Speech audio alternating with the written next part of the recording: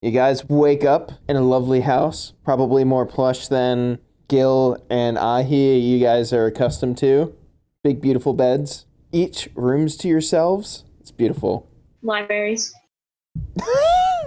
I'm sorry. Just are way harder. Library guest bedrooms, yes. Gil never sleeps that well without like the bed rocking and like the sound of the ocean lapping up against the side of the boat. I mean, I could like tie up a sheet between two bedposts like a hammock and lay underneath you and make ocean sounds. All night long? Get like a giant crib and just sit there and rock him all night. Why are you laughing? It's hospitality. That's what you're supposed to do for your guests. Fair enough.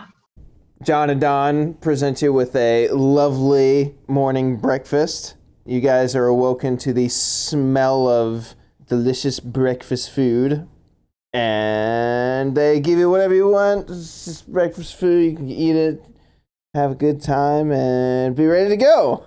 Woo! Whoa! You guys want to do anything, stop anywhere, whatever, before you head out? No, I don't think so. Okay, sounds good. Well, you guys make your way to the big gondola, first time on the elevator. Oh. And at the entrance of the, like, big, like, where it actually starts becoming the bridge, where it attaches to the ground, there's, like, a little check-in person right there. You can just present him your tickets and stuff. He lets you on through. The elevator itself is currently down, but there's another person there who's kind of like operating the lift and says it'll be up in a few minutes. And after a little bit, lo and behold, the elevator comes up and there's actually some other raiders who greet you and walk past, and you guys are ready to go down. Do you guys do any flavor on top of this bridge? Because right now you're literally hanging over the abyss, hundreds and hundreds of feet up in the air. Oh, I am soaking it in, baby. Dangerously close to just like falling off the edge because I'm looking over so hard. No, I don't have time for that. So I'm fucking excited to ride the damn thing. Yeah. Yes. Yeah, Gil's excited for like the momentary artificial feeling of being on a boat. Maybe you'll find an artifact that makes you feel like you're on a boat. Let's not do anything too overpowered too early. It's called rum. Is it rum and a coconut? No, Just it's rum? savagely. So you guys hop in the elevator and the operator gives you the thumbs up and flips there's a big lever right there. He flips it and you guys start going down.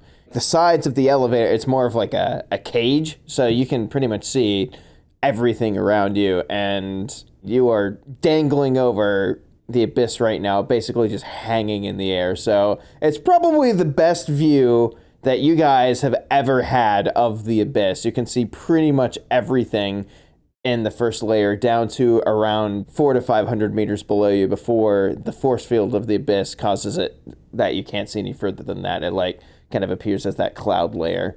My nose is literally like pressed up against the glass. Like, it's kind of scrunched up like a pig a little bit. I'm just like soaking it in. It's a cage, so it's like open air. Well, then my nose is pushed up against one of the little bars or something. Yeah. Yeah, and you guys ride down. It goes down around 600 meters, and at the very bottom of it, there's a little station there. There's actually some cave raiders who are sitting, waiting their turn to go back up, and they also bid you hello and go on their way. A busy day cave raiding. Yeah. So you guys are on that main path. This is like if you remember the main path that you guys walked with Shiggy on the initial days, where you guys turned off of to get to the glowstone cave, this is where it would lead to. And you can see that the main path actually continues on a little bit.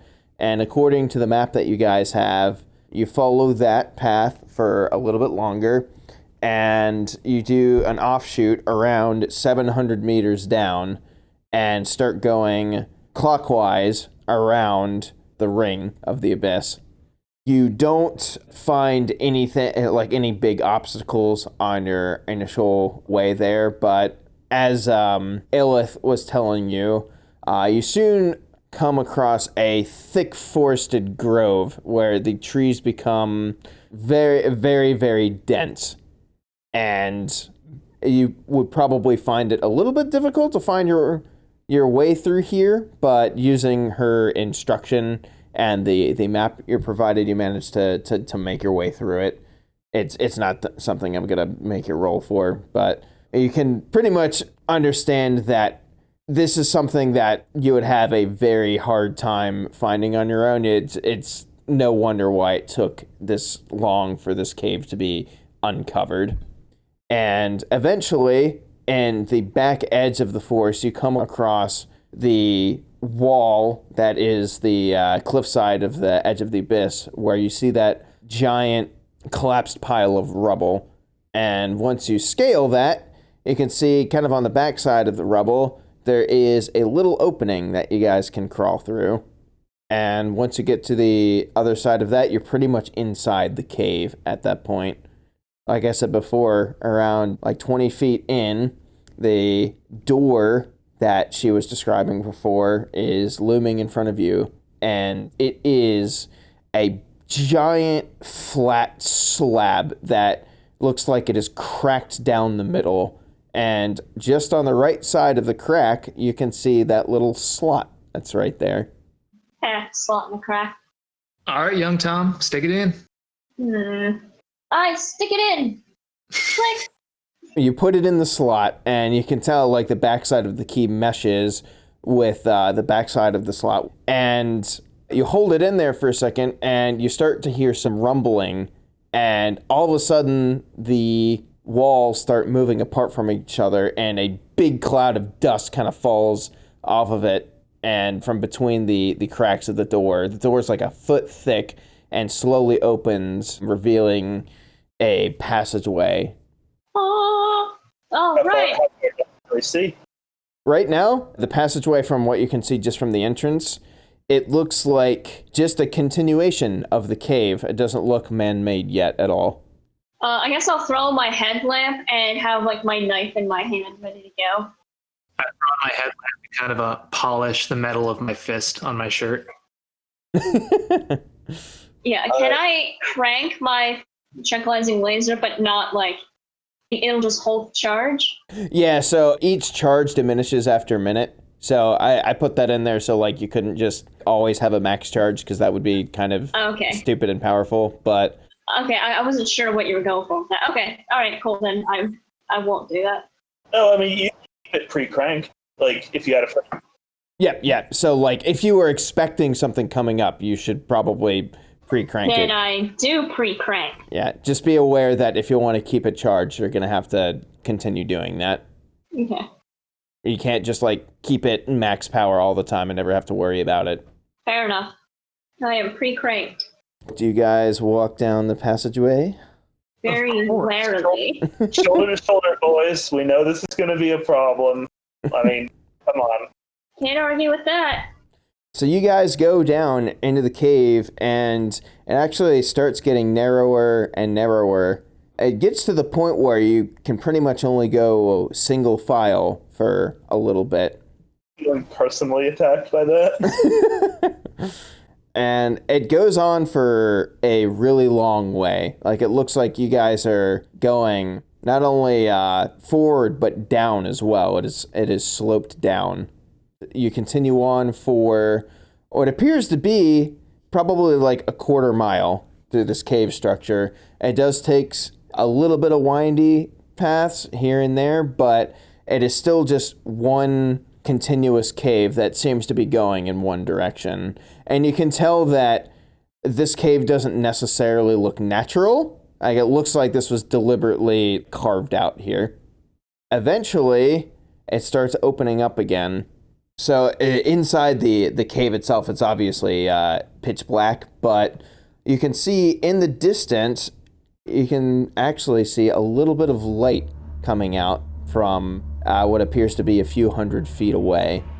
By the time you get to that area, it's a big opening, and when you go through that opening, the cave opens up to a gigantic chamber where you guys are actually standing on what appears to be a bridge that is going to a tower that is in the middle of this chamber. The chamber is massive. You can't quite see the other side, but there are lights kind of scattered around here. It looks like they are strategically placed glowstone veins that are man-made and placed in specific locations that are kind of lining the walls of the chamber. And you can actually see like little paths down below that look like they also have these glowstone markers on them. And inside the tower itself, you can see there's a little bit of an eerie glow coming out from it. And the bridge leads to the top part of the tower, and that goes down further into this chamber. Intradust. Y'all ever seen something like that before? No, never. This is amazing. I'm completely in awe and just like keep marching forward. Yeah, who's going first? So the bridge itself, it looks stable enough, but it is very precarious. Like it's only a few feet wide, and you guys are like hundreds of feet in the air right now. Gil, should you harpoon into the side of the cliff wall just in case? It's like a tether. How far, like the wall behind us? I was thinking, but I don't know, maybe that doesn't make sense. How far is the other side? The bridge itself looks to be around 150 feet long before it gets to that tower. And it's just like a rope bridge? It's not necessarily a rope bridge. You can actually see some supports coming down from the ceiling above you, which is about 50 feet high, and they are holding it in place. It looks to be almost like a stone-like bridge that is crumbling away in parts. But it's completely suspended. There's no like supports going down to the floor. Correct. Yeah, it's suspended from the ceiling. Got it. All right, I guess I'll go first. I'm the lightest. Yeah, I mean, as much as I want us to watch each other's back, one at a time seems like the correct choice here. Yeah, just be careful. I guess I go very carefully. Yeah, you make it across without any difficulty. The bridge itself creaks a little tiny bit, but it seems to be completely stable to handle your weight. And like I said, it is crumbling away in parts, but the overall structure is still there. It's mostly like the adornments on it, like the railings and stuff, are pretty beaten up. All right, Ahi, you're next. All right. First off, are you just waiting at the end of the bridge, Tom? Yeah. I mean, I'll like look around, make sure it's safe, and then turn and like watch them come across to me. Right. You're pretty much at the entrance of the tower right now, and you can see the tower itself is probably like 50 feet in diameter, and the bridge attaches to a room that almost looks like a lookout room, so it has overhanging things that you can see the rest of the chamber in. And there is a staircase in the center of it that, once again, pretty much everything around here seems to be crumbling and somewhat in ruins, but still stable. Nice. So, Ahi, you can continue on. All right. Yep. I slowly and carefully make my way across. Yep, you make it across without any difficulty. All right, here goes nothing. Gil will just as cautiously make his way across. You also make it across. The bridge creaks a little bit more with your weight on it, but it stays strong and doesn't collapse or anything. So you make it across as well. Ha! We solved your bridge puzzle.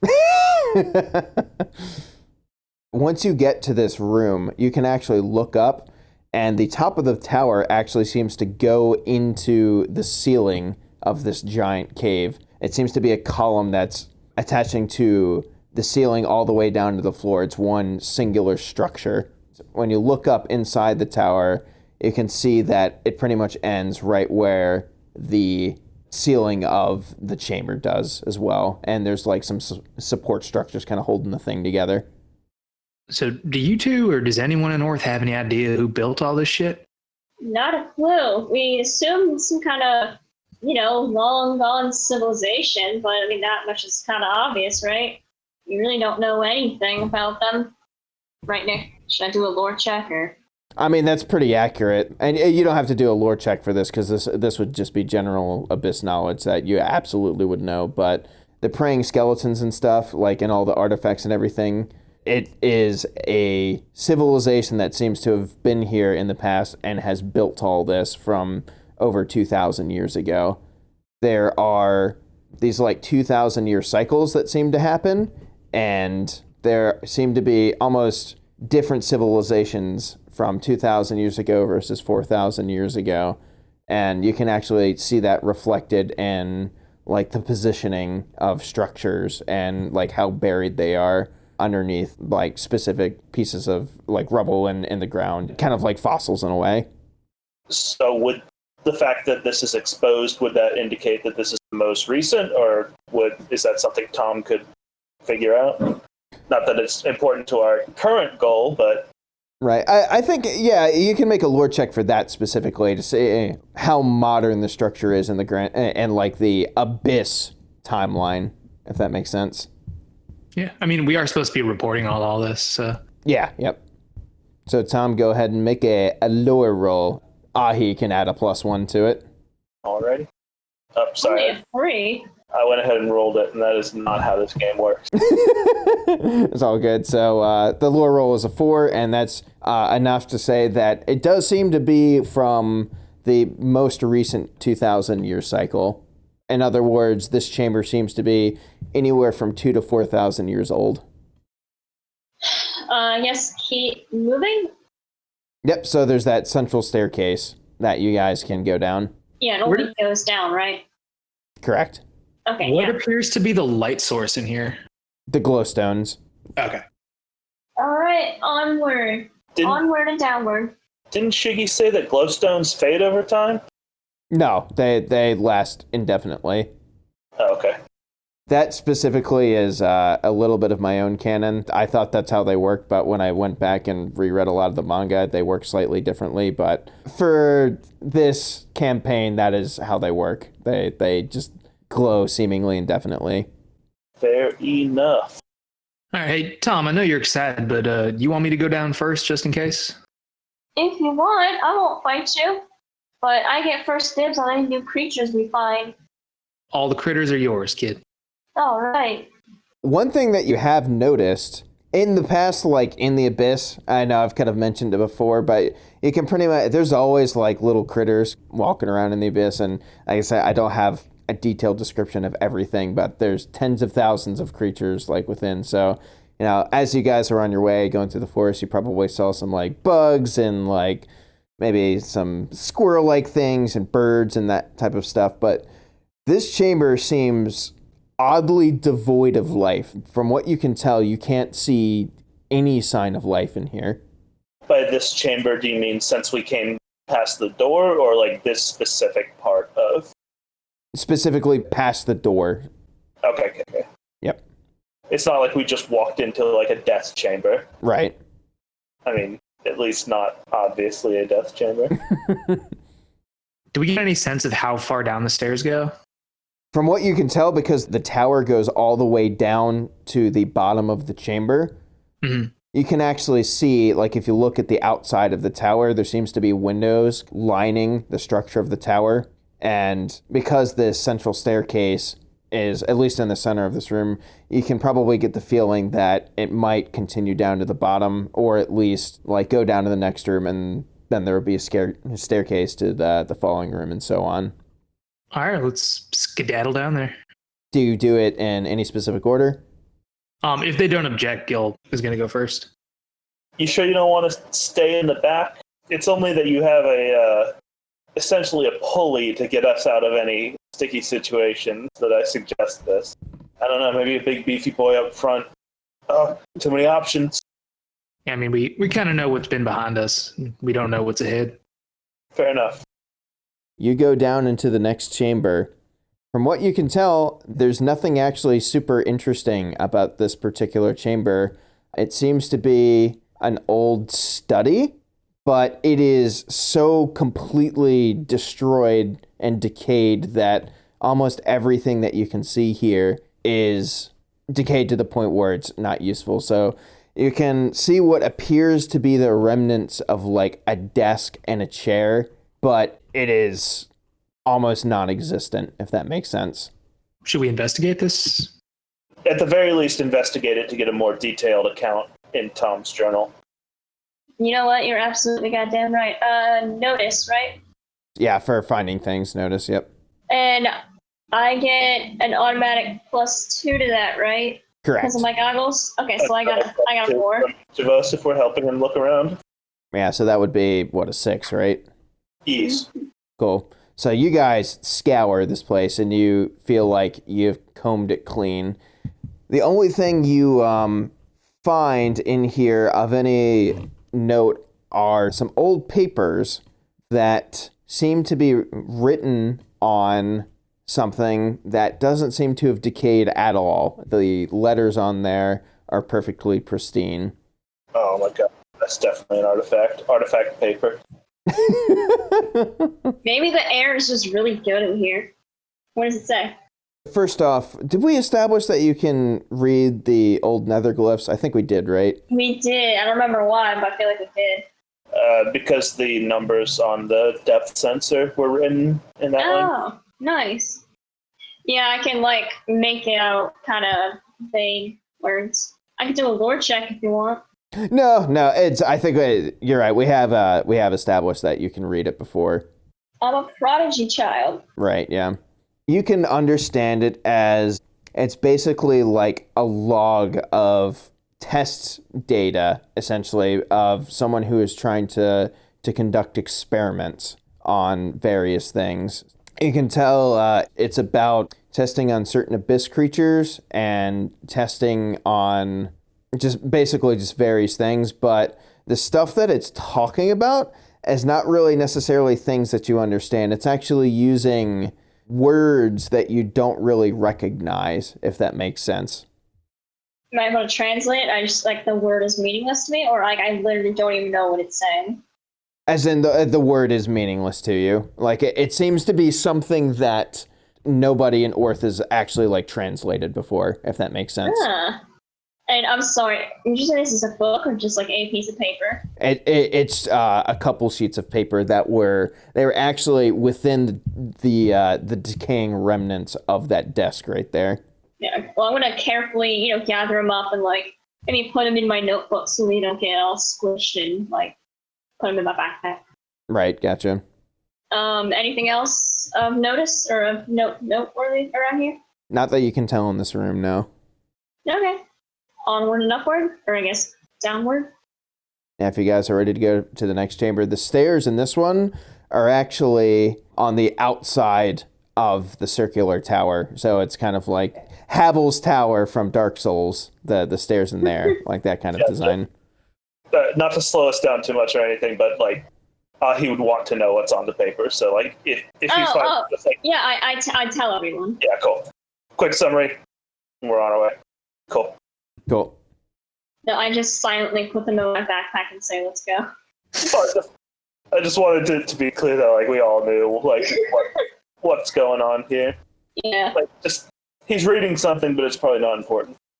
All right, next room.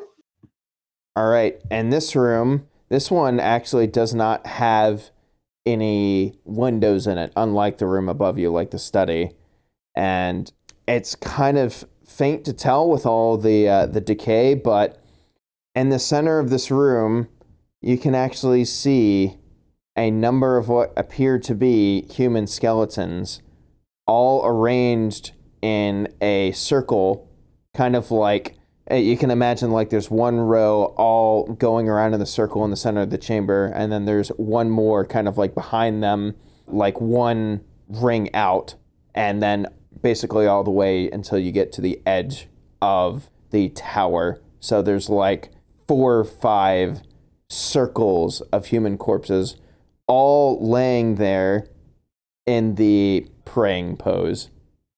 Oh, heck no. I am not going in there. Have we ever heard of somebody like really finding like a fully constructed, essentially building of these? Like of whatever these people were? Is this unheard of, or is this something that does happen from time to time? This does happen. So to give you an example, I'm actually gonna. So if you see this is actually from the show. This is specific structures that Rico found, and that's where she found one of the praying skeletons. Just to give you an idea. Okay. So this is like unusual because there's so many, but not like completely unexpected. Right. Yeah. This is more intricate of a structure than you probably expected to see here, for sure. I still don't want to go in there. I'll use my goggles from the doorway to zoom in and out. And should I roll another? What exactly you're trying to roll? Just a notice, just looking around the room from where I'm standing, because ain't no way I'm going in there. Just kind of, just looking. My goggles zoom in and out, so I'm just kind of looking around. Yeah. Go ahead and give another notice roll for this room. Oh yeah, you fucking see everything. So. With my super eyes. Right. From what you can tell, there is nothing else going on in this chamber, except for in the center of that circle, where everyone seems to be like lined up around. There seems to be like a little pedestal that is sitting right there with a, unfortunately, completely decayed book, like the remnants of a book that is sitting on top of it. It's 100% decayed. Like, I know that for a fact. Yeah. It doesn't seem to be written on this everlasting paper. Not going in there. That's some Dark Souls type shit right there. Unfortunately, the stairway to go down to the next one is on the other side of this room. You can imagine He did that on purpose. It goes counterclockwise, looping around, and then it gets to the landing, and directly on the opposite side of the room is the next stairwell down. You absolutely did that on purpose. What? No. Hey, Tom, it's all right. I mean, you fought a giant spider, like, yesterday. I mean, these Okay, things a living spider is different than dead people. Yeah, if they're dead, they can't hurt you. That's blatantly not true. All the skeletons get up and start chasing you. Doodly-doo. No, they don't start chasing you. They start dooting. They all whip out trumpets that you didn't see before and start dooting away. There's no way I didn't see those trumpets. I got a 7. I saw those trumpets a mile away. It's true. It turns out this whole thing was just leading up to the ultimate meme. All right, I guess I kind of scoot around the edge of the room. Definitely got my knife out. Are you going first? Actually, I guess Gil was in front of me, right? I'll go first, make sure there's nothing nefarious about these skeletons. Oh, there's something nefarious about these skeletons. All right. Are the rings of skeletons like all concentric around the circle or the center of the room? Yes. Okay. They are very organized in their placement. And there's no like scraps of clothing or anything. It's literally just like as decayed as a human remain could be. Pretty much, yeah. So you can tell like if there were clothes, they probably decayed away. But the only thing that remains is like skeletons. I mean, you can. These are 2,000 to 4,000 years old. Got it. Gil, check for traps though. You never know. Yeah, I'll be cautious. With the notice check that Tom did, he is very confident that he didn't see anything in the way of traps here, but that sentiment does carry over. Okay, well that does very little for my confidence about sneaky traps. All right, we skirt the edge and get around to the other stairs. Gotcha. Yeah. You make it. No bamboozles. No jump scares or anything. You guys just make it to the other side. He's lulling us into a false sense of security. Mm.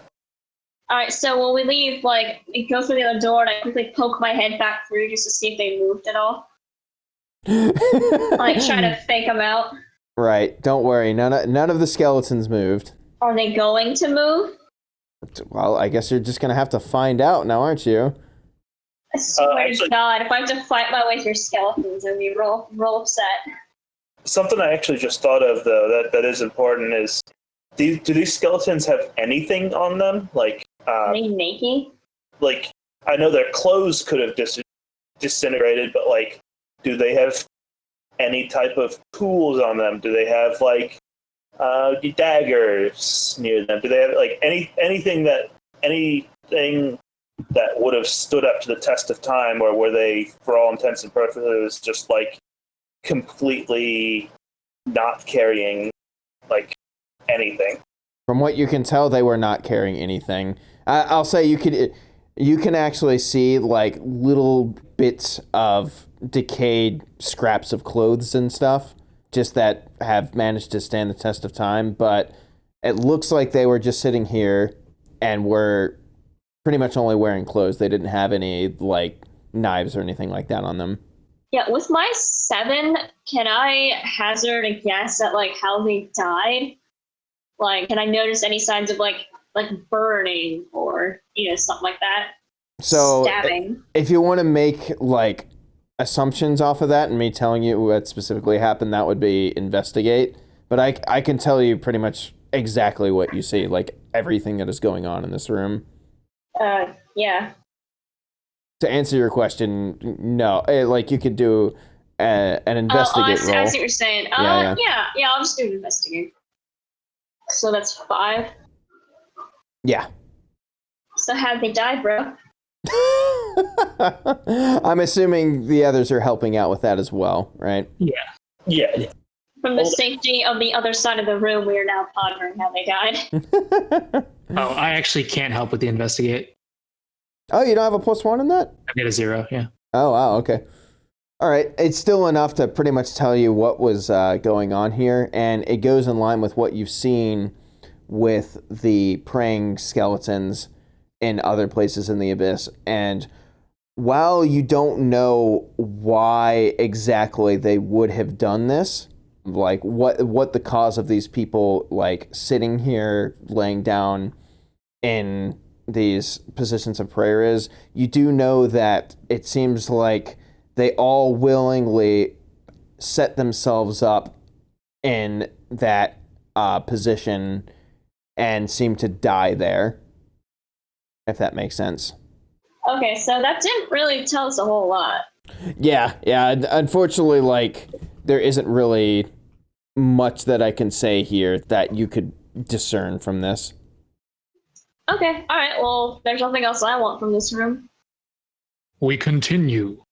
So you can tell each of these rooms are about maybe 20 to 30 feet in height, at least the ones that you've seen so far. No, you're not using meters anymore? I figured for just around close measurements, anything basically other than distances within the Abyss, I will stick with feet for now, just to make it easier on us, because we're dirty, rotten Imperials. You can use decimeters. So So the room is 30 feet wide, huh? 30 feet tall. It's 30 feet tall. Yeah, the tower is about 50 feet in diameter. And what is in this room? In this chamber, you can actually see in the center of it, the stairs seem to be in the same location as the last room, in the same layout. There appears to be a giant bowl full of what appears to be the remnants of a liquid. The liquid seems to have since evaporated off in the past, but you can kind of tell that there's some like residue in the center of it. Gonna be some Jonestown shit. I'm not sure what that means, but... Is that the one where they drank the Kool-Aid? Yeah, that's the one. Is there anything else in the room? No, it seems like that's the only main structure that you can see in here. You do see like remnants of, once again, like the first room that you saw, the like cabinets and shit, and just basic like storage areas and stuff like that, but it's pretty much all destroyed at this point. Is the bowl in the middle of the room? Yes. Is there a locket in the middle, like in Harry Potter? That's the first thing I thought of as well. No, there's not. I have to drink all this water. Don't stop. Do I need to row a boat to get across? No boats. Alright, well, if there's nothing here, onward? Can we inspect the residue? Yeah, if you want. Chapow. If we get important information from 2,000-year-old residue. You never know. Well, Christ. not with this roll. -3, which makes it a -1. There's a +1 to that. So a 0. With that roll, you can't really discern anything from the residue, and it's not necessarily even because it's pretty much because it seems to be ancient, and with what that you have on you, it doesn't seem like you can really discern what this is. Like if you really wanted to analyze this, you need some proper equipment. Okay, but what if I take off my goggles, rub my eyes, and look again? You can invoke your not goggles. Nah. When you say residue, is it like there's still some liquid, or is it like some dried shit in the bottom? It's dried shit in the bottom. Could we try to scrape some off to take back with us? Yeah. Where would you put it? You got any test tubes with you? I've got my leather skin pouches. I mean, or just like a sheet of paper will do it. Like you just fold the sheet of paper into an envelope and tuck it away in your pocket or bag or whatever. There you go. Fair enough. You get that residue. Onward? Onward and anti-upward.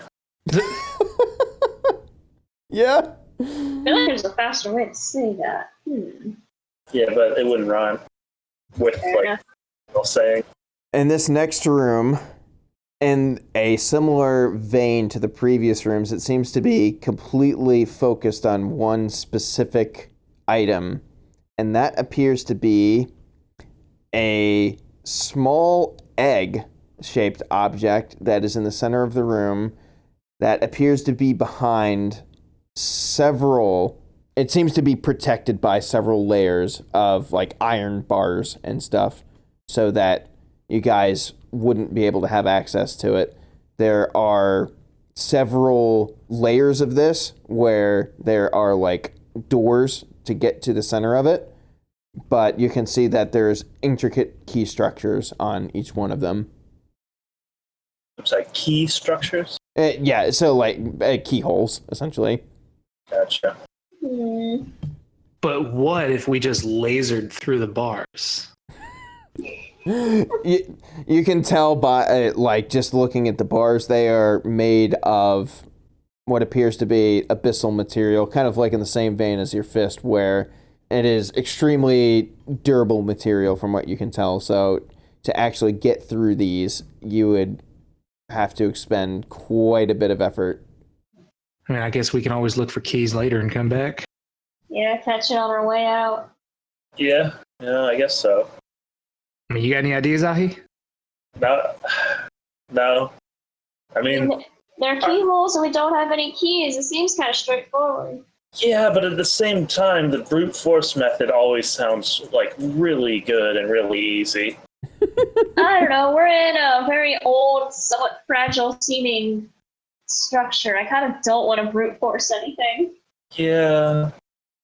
I know it's tempting. We'll call that Plan B. How about that? Yeah. No, I mean, you're right. I just don't like it. I mean, I haven't gotten to punch anything with my new fist yet, so let me know. All right, we'll table that for now. So not doing anything else in this room? Let's. I couldn't do a notice just for good measure. Might as well. Yeah. Chappelle! A 4. Right, I guess a 6. Yeah. With that notice check, there doesn't seem to be anything else in here of note. But once again, based on what you see with the bars, you are pretty damn confident that you guys do not have any tools on you right now that could possibly break through these bars. One thing you do notice is that those keys look to be very similar to the one that you used to get into the entrance of this place. But there's nothing else of note in the room. Correct, yeah. Not like a key hidden under a layer of dust. No. So Tom, you got a pretty good memory, right? You don't need to be sketching this down right now, do you? No, I'll remember. Oh, okay. Good. Do you mean what exactly they look like, or just the fact that there's 3 keyholes? The logs we're supposed to be taking. Just double check. Oh, right, yeah. Let's just assume I'm writing everything down. That's pretty in character. Right, yeah. You guys can take a few minutes after each chamber to like write your findings down and stuff. The opposite of that, it's like, if Tom is confident enough in his memory, let's keep Tom's sweet goggly eyes out for danger. No, I'm writing everything down pretty much as we go. I feel like the key holes are something you should probably sketch. Yeah, I do that. I don't know if I need to roll for that. I mean, it'd be pretty convenient if those keys were just in here somewhere, so let's keep looking. Let's do it. Next room. It doesn't, like, the paths don't diverge or anything, do they? No, it's the same kind of stairway structure that you guys have been using this whole time. Let's keep going. How are you guys approaching this? Is it still Gil, you're kind of leading the way? Yeah, let's keep it the same marching order, and he will stress that we enter the 5th, 6th, 7th, fucking 20th room just as carefully as we entered the first one. When you get to the bottom of the stairwell, there's actually a door here. And it seems to be a big, heavy metal door, but there is a knob on it, and when you go to try and open it, it seems open, and it swings right open. When you get on the inside of it, you notice in the center of the room, there appears to be a skull-looking object, and it appears to be what looks to be a human skull, but it's kind of hard to tell. It seems to be disfigured very slightly. And as soon as you look at it, Oh no. you start seeing visions out of character. What do you think would be the most scary thing for Gil to see? Probably just like finding Finn like dead down the hole somewhere.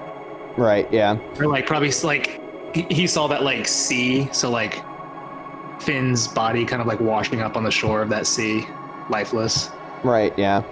So when you see that skull, it doesn't seem to like take over your mind or anything, but after looking at it for a few seconds, you look on the like just past it, and you see pretty much what you just described. There is the body of Finn laying down on the floor. I run into the room to go up to the body. Oh, Gil, what's up? How do you respond? I mean, I'm not even like listening or thinking about them. I'm just like running up to what I see as Finn's body. Is only Gil seeing things? Right now, only he is seeing what we have just described, yes. Okay. Have you guys entered the room yet? I mean, I want to say no, but I guess in character I would. So I feel like you guys would have seen like Gil open the door, kind of be like, what the fuck? And then just like kind of get like stunned for a second and then just like run into the room as fast as he can. I guess Ahi would come in after him, but like instead of running directly in the room, like check the corners, check the behind the door, check for chaps. Do you look at the skull as well? Yeah, absolutely. Not like captivated by it. It's like it's just a skull, as far as I know. It's not a trap, or is it? Let's check it out. If you stare at it for any length of time, same question. What do you think Ahi's greatest fear is? Dead Ahi.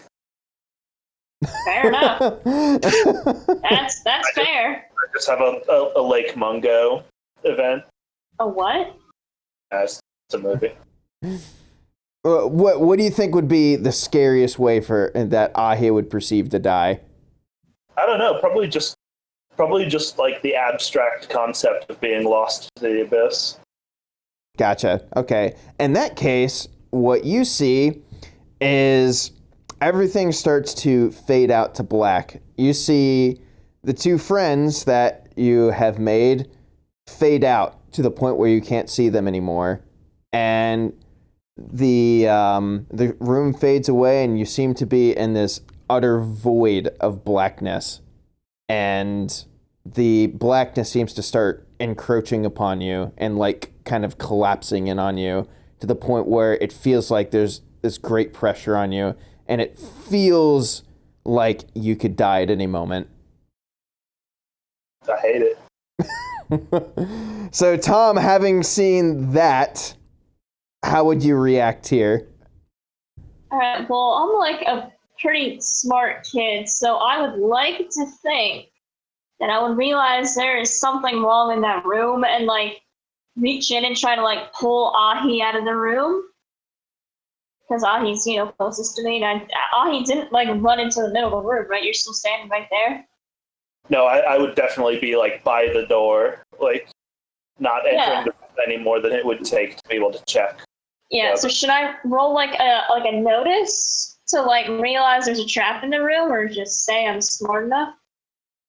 I think it's in character enough for you to like hesitate there. So I don't think you would have to roll to, determine it's that. obvious that something is wrong. So Yeah. If you're still standing in the doorway just looking in the room, then I imagine once you looked at that skull, you probably would have just kind of like collapsed to the floor right there. Like you wouldn't have like gone anywhere specific. So Ahi could be like still in the doorway with Tom, if that makes sense. Check one way, check the other way, check behind the door, look at the skull on the ground. Right, yeah. So should I just say I just kind of drag her out of the room? Yeah, so you drag her basically back up the stairwell a little ways. And when you do that, Ahi, it takes a few moments, but eventually that blackness subsides and everything comes back to your senses, and you appear to be back in the stairwell again. Yeah. Ahi, what happened? What's in the room? I don't know. I guess it's the skull. I mean, describe to me. Is it like once I'm out, am I just like snapped out of it? I know it was fake, or am I like still reeling from this? I imagine that you just went, like Ahi just went through probably her greatest fear, and that's kind of what I was trying to describe at least. So even though like it did fade relatively quickly, the effects are still like there in a way, you know what I mean? Yeah. Yeah, it is a moment before I'm coherent enough to communicate really what happened. But like by the time I'm coherent enough to begin communicating what happened, it also dawns on me that Gil is still in that room. Right, yep. Yeah, speaking of which, Gil, how you been holding up, man? If I'm not like looking directly at the skull anymore, is like the vision still persisting? Yes, yeah. If you were still in this room, yes. Yes, I imagine Gil would just be like sitting on the floor of this room, cradling what he thinks is his son's body, like weeping. Right, yeah. Aww. And from what you can tell, like it feels real to you. Like his body feels like it's there. Yeah, this is like the one thing he was most afraid of happening when he got here into the abyss. I'm just gonna start screaming into the room. Gil, it's all fake. Whatever you're like seeing is fake. Just come back out of the room. It goes away. Would I hear that at all? You hear it, yes, but it seems to be distant. Yeah, it's not really getting through then. I think you need to go in and get him. You need to go in and get him. Hit him with the laser first. Let me just blind this man. Well, it's worth a try. Damn, All right. Proficiency or? For the laser, that's shoot. God, I keep thinking shoot or proficiency. Okay, I shoot it. Nothing happens. Remember, if you want, you can spend some time to crank it up and get a good charge. Crank it up real nice. Pow! Wow. Hit him with the full crank. Well, keep in mind, like, you can crank it as much as you want. How many charges do you want? Well, I don't want to like blind him. Just like get his attention. So I guess just one. Tom, hit him with the full crank. All right, a full crank. Okay, so in that case, you would get 4 + 2s, so that would be a +8 on this. Jesus Okay. Christ. So how many times can I shoot this now? 3 more times? No. So when you do that, it expends it all at once. Oh, so I have to wait a Just certain number of crank it minutes? back up. Yeah, so you would have to crank it back up. But let's resolve this first. So when you shoot that, Gil is going to be taking 8 mental stress from that. Whoa! Unless I'm sorry, not 8 mental stress. He has a chance to roll to defend against that, but Yeah, I don't think he would. I'm trying to think of, because you're supposed to roll to defend unless you just think he would be at a 0 for that. I mean, it's like a completely unprovoked attack, and like there's no way he'd even see it coming or like have a chance to like physically or mentally prepare himself for it. Right, yeah. So if you want, you could like do a will save and take a -2, or a will save, a will roll. This is kind of a weird instance where like you're not trying to defend yourself, so if Can I just like not roll? Yeah, I mean, if you let's just say you're at a 0 for now. I mean, this is Gil at literally his most defenseless. Right, yeah. So you're going to take 8 will stress, and you can put that into a mental consequence as like stunned if you want to accomplish what they are trying to go for. You know what I mean? Yeah. Would that be a mild or moderate? You can put it however you want. You've got 8 stress to fill up. So a moderate would be 4 stress, correct? Correct, yeah. Oof. Yeah, I'm so sorry. We should have just pulled you out of the room. I'll take a Damn it, moderate Ahi. and 4 will stress. Okay. But with that, Tom charges up his laser and fires it directly at your face, and it is so jarring that it is enough to break you out of the spell, and it completely dazes you. Everything pretty much goes away. The image of Finn goes away, and now you are just collapsed on the ground, reeling on the floor. Gil, crawl over here. It's gone, man. It's not real. What Whatever the fuck is happening? It's like a cursed skull or something. I don't fucking know. Get over here. Get out of the room, Gil! Oh, my voice. How far do you think I ran into the room, Potter? The tower is about 50 feet in diameter, so like with the walls, the skull from the doorway is probably like maybe 20 feet away. Or did I run past the skull? No, I'll say you saw the skull, and then pretty much like pretty close to the skull, maybe like 5 feet in front of it. That's where you saw your son. Okay, yeah, I'll just kind of like, given this like momentary rap on the head, I'm gonna kind of, I guess, crawl on my hands and knees towards their voices. And keep your eyes closed. Actually, here's even better idea. Tom, back up. We're out of the way of the door now. Just fire towards my voice. Okay, yeah. He'll shoot his harpoon that way. If it lands anywhere close to us, I'll just yank him. Like Tom and I will use our combined strength to yank him to drag him across the room over to us.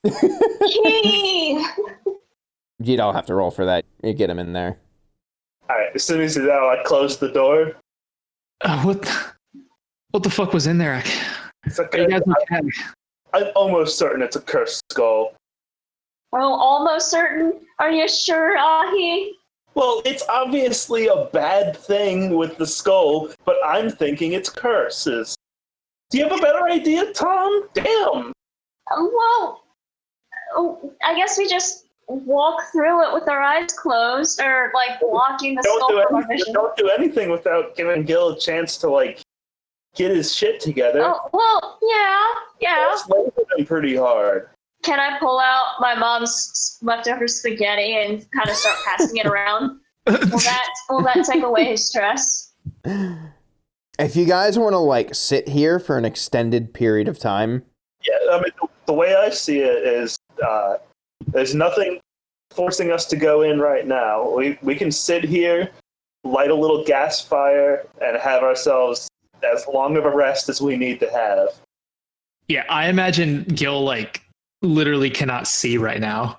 You shot him in the eyes with the full crank. Yeah. I'm sorry, Gil, but at least we know it works now, right? Yeah. Thanks for getting me out of there. I like put the container of spaghetti and a little fork in his hands. Here you go. There's some spaghetti. It'll make you feel better. Oh, thank God. I'm so wet and ready. So as far as the stress, If you sit here for like 30 minutes or so, you can clear that away. As far as the mental consequence, you still have a piercing headache, and you can tell that that is not going to go away for quite some time. You'd actually like have to sleep on that to make that fully go away. But if you sit here and chill for a bit, you can at least clear that stress away. Okay, sounds good. While he's recovering, I think he would try to ask Tom to, like, let's do a little bit of, like, testing with this. Like, let's have one of us lean our head in and, like, look directly at the skull, but keep our eyes closed. Well, I haven't experienced it yet, so I guess it's fair that I'm the one that does it. Don't really want to see my worst fear. Imagine where it is. Don't actually open your eyes, but just look directly at it. Oh, okay. I do that. Are you doing this while Gil is still resting, or is this after you guys have like sat around and chilled for a bit? I think after, just in case. Yeah, okay. Yeah, we can do it. I mean, after. like you said, there's nothing like forcing us onward. Nothing wrong with being extra safe. Right, yeah. When you do that, with your eyes closed, you don't get the immediate effects from what the skull seemed to do to the other two. But even with your eyes closed, you can kind of feel this like calling presence coming out. And like you can almost like sense the direction that it's coming from. And you could tell that like if you opened your eyes and stared at this for a little bit, it would start to be messing with you. Oh boy, that's a powerful skull. Yep, I feel it. Success so far. I'm really feeling it. I'm gonna tie. Let's tie a rope around you, Tom, and let's try halfway into the room this time. Oh jeez. Okay. Gil, can you be ready to yank? Why don't we just like throw a blanket over it or something?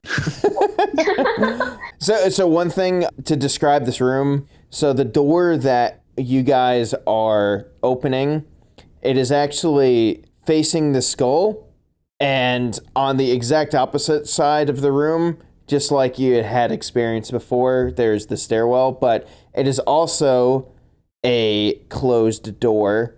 And from the back side of the door that you're currently in, like the one that's leading up the stairs, you can tell it seems to be locked, or it would have been locked. It seems like there's old decayed bolts on it that were used to close off this place. And the skull is actually facing the other door, almost like anyone who was trying to come up this tower would open this door and look at the skull.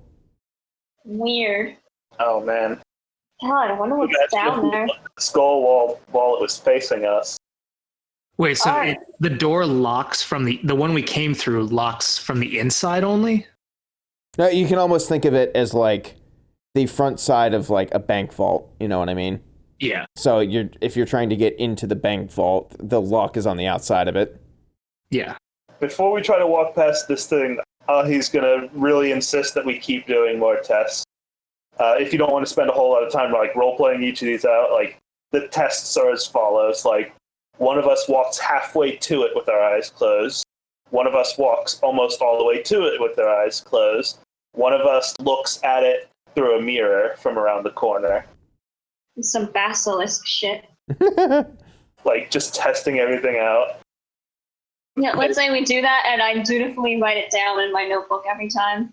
Yeah, what are the how do those resolve? For each specific situation, you can just imagine that the closer you get to it with your eyes closed, the more you start to feel that presence, and it's almost like you start feeling like the need to open your eyes. But if you don't get too close to it, you can kind of resist that before it starts to overcome that. Do you try looking at it with a mirror? Yeah. Yeah. After we've done those, if those go by without incident, then I think that would be what I'd suggest next. All right. Who would be looking at it with a mirror? Let's say I was doing it, since I haven't really gotten the full blast of it. I'm still kind of the most with it, recovered. I don't know. Right, yeah. When you look at it through reflection, what is Tom's greatest fear? Oh.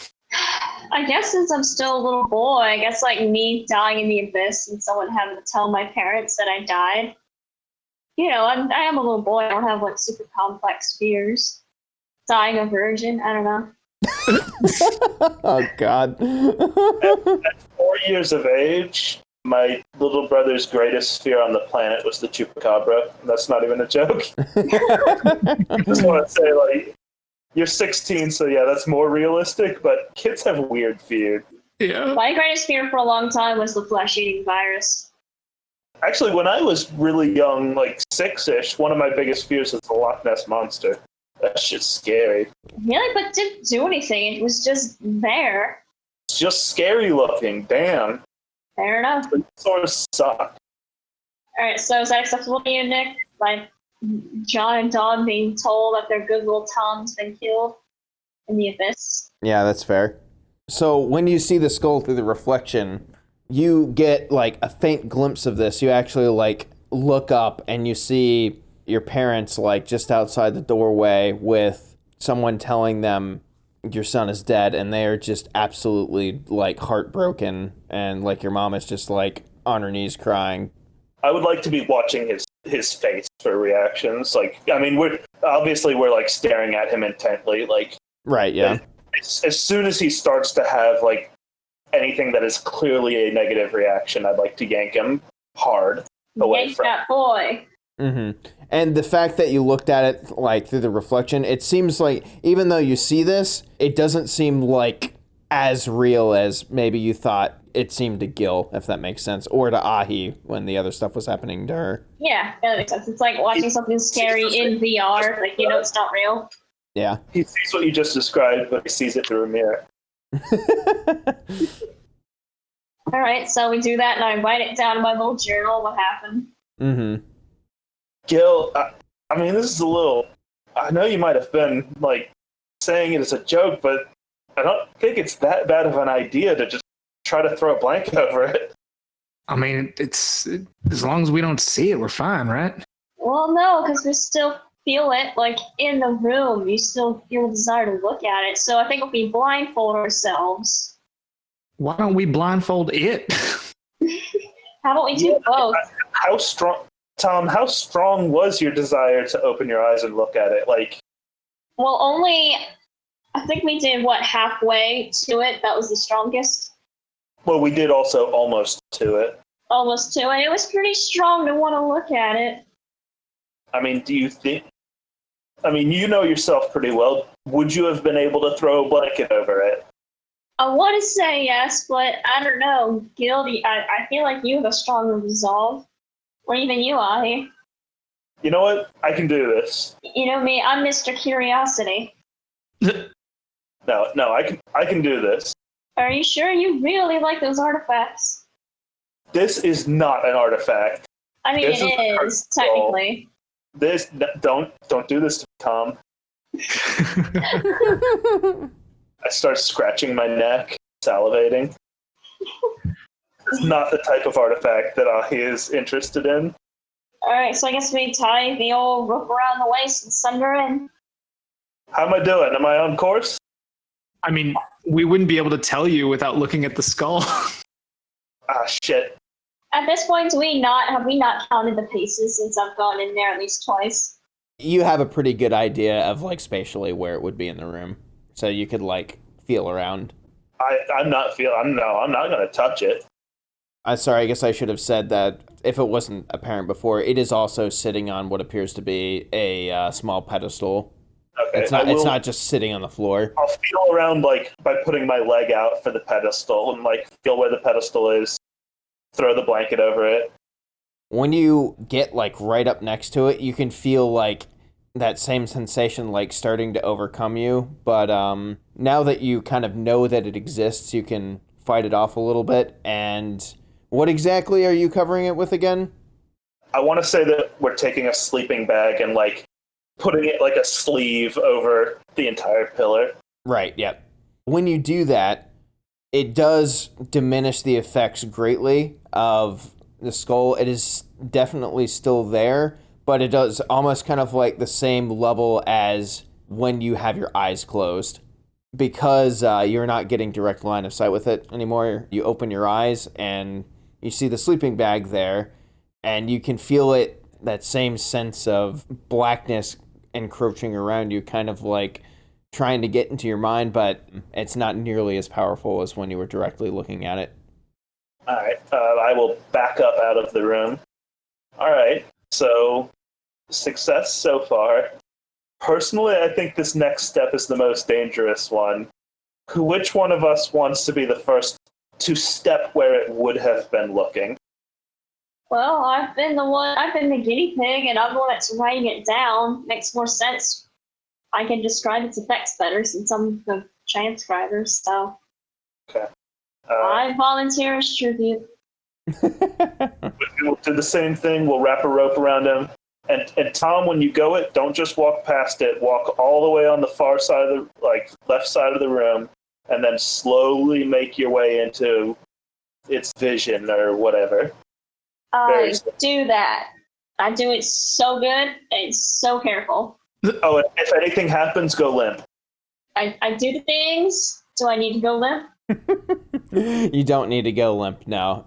Yes! You basically make it to the door on the other side of the room, and you can tell when you get kind of in front of where it was looking, as Ahi was saying, it does feel slightly more powerful, but the fact that that bag is on it and you're facing away from it, it is not anything that you can't handle. Alright, I'd like to take my knife out and once the blindfold's off, whatever, at some point I make a big X on the door, just in case we're running away from something, we remember it's on this floor and to be careful. Right, yeah. Just as kind of a reminder. Mm-hmm. All right, you wanna try the door over there? Oh yeah, I guess I still need to open it, huh? I feel my way to the door. I twist that knob. Well, you can open your eyes now, right? I think it would be safe to at least try opening your eyes. Okay. What happens? You're fine. Oh, okay. I twist the knob. What happens? The door opens. Ah, we did it! We beat your skull puzzle! We just had to put a blanket on it. I know it's a bit tedious, but that is what you get when you let somebody with the aspect expect the worst. Yeah. I mean, we didn't die. Poor Gil got freaking 8 mental stress, but Listen, the skull gave him 8 mental stress. That happens sometimes. Yeah, the skull. All right, onward! Your characters, how do you think they're feeling right now? Are you guys happy to push on? I'm strongly considering smashing the skull. It's Yeah. like Pandora's box. Yeah. Weighing the options there. Gil wants nothing to do with it. He just kind of quickly goes through the room and tries to stay as far away from it as he can. Yeah, I don't love the skull. So you guys going on to the next room? Yeah. Let's get out of this room as quick as you can. Yeah, fuck this place. Cool. They suck. So the next room that you guys get down, and you can tell because there are windows in this room, you look to be pretty close to the bottom of the tower right now. And this room actually looks quite a bit more normal than all the rooms that you have been to in the past. It looks like this was a common area, in a way, for people, where the door that you emerge out of, once again, has those locks and stuff on it. But otherwise, the room doesn't have any weird objects or anything. And instead of having the staircase on the opposite side of the room, it is a spiral staircase in the center again. All right. Should I throw out a good old-fashioned notice check? Yeah, go for it. Ooh, all right. Got a 3, 4, 5. With that, you guys actually find some old artistic artifacts in the same way that you've found in the past. It just looks like this room had some decorations in it, and these artifacts seem to last way longer than the desks and stuff that they were standing on. So it appears amongst Bayer's decayed rubble, you find these artifact pieces that seem to be, even though they're covered in dust and stuff, the actual structures of them seem to be fairly intact. Does Ahi lose her mind? there is definitely still an excitement about it, but like as she's getting exposed to more artifacts, she is like beginning to be able to be less excited about every single artifact, but hyping up like to her the Sunstone is rad, but the art is just art. It's like better art than could ever exist on the normal world to her still, but like tools is what she's here for. Yeah. Cool. All right, and that's pretty much all you find in that room. Do you go down to that spiral staircase? Let's do it. Cool. Down those stairs. I guess it goes without saying that we pocket those. They're small enough to pocket. They're not like big statues. Correct. Yep. You'll be able to find out like the actual gold value when you take them to the appraiser later on. Get that money. Onward. This spiral staircase seems to go on a little bit longer than the previous floors that you've been. This last floor seems to be the biggest because as you go down, you can see it opens up into what appears to be the ground floor of this tower. Oh, nice. We made it! And once again, this seems to be a more normal area. There is a big opening in the front that goes out into the grounds that you saw before. And it looks like there used to be doors that were there, but they have since fallen off their hinges and are decayed on the ground and essentially barely even existing at this point. Otherwise, it looks like this area was just used as a greeting and like entry area into the tower itself. Entry from where? From the grounds. Oh, so like there's another door here, and we're on ground level. It's not like. Sorry, yeah. So the door, the big opening with the door with where they're like decayed on the floor, that is opening into the grounds that are around the tower. So you're at ground level of the tower. So you can see out the door there are like those glowstone lined pathways that extend off into the distance. And this is a cave system that we. So you are still in the giant open chamber that the tower was sitting in. Oh. So you're basically at the bottom of the tower now, inside the giant open chamber. So the cave led to the top of the tower, and the top of the tower is somehow closed off from the rest of it? Yes. We entered through the exit. Yes. Okay. So it's not like we could have just like rappelled down from the top. I mean, I guess you could have, but like I said, it was a very, very high place, like hundreds of feet. So I doubt you would have had a rope long enough to go that far. This is going to be a nightmare to go back up. I'd almost rather fucking try to scale the tower than walk past that fucking skull again. It's not so bad now. I mean, it's not so bad, but... Ugh. Alright, well, let's see if there's anything interesting down here. Good old-fashioned notice check. Chapow. Not God great. Damn it.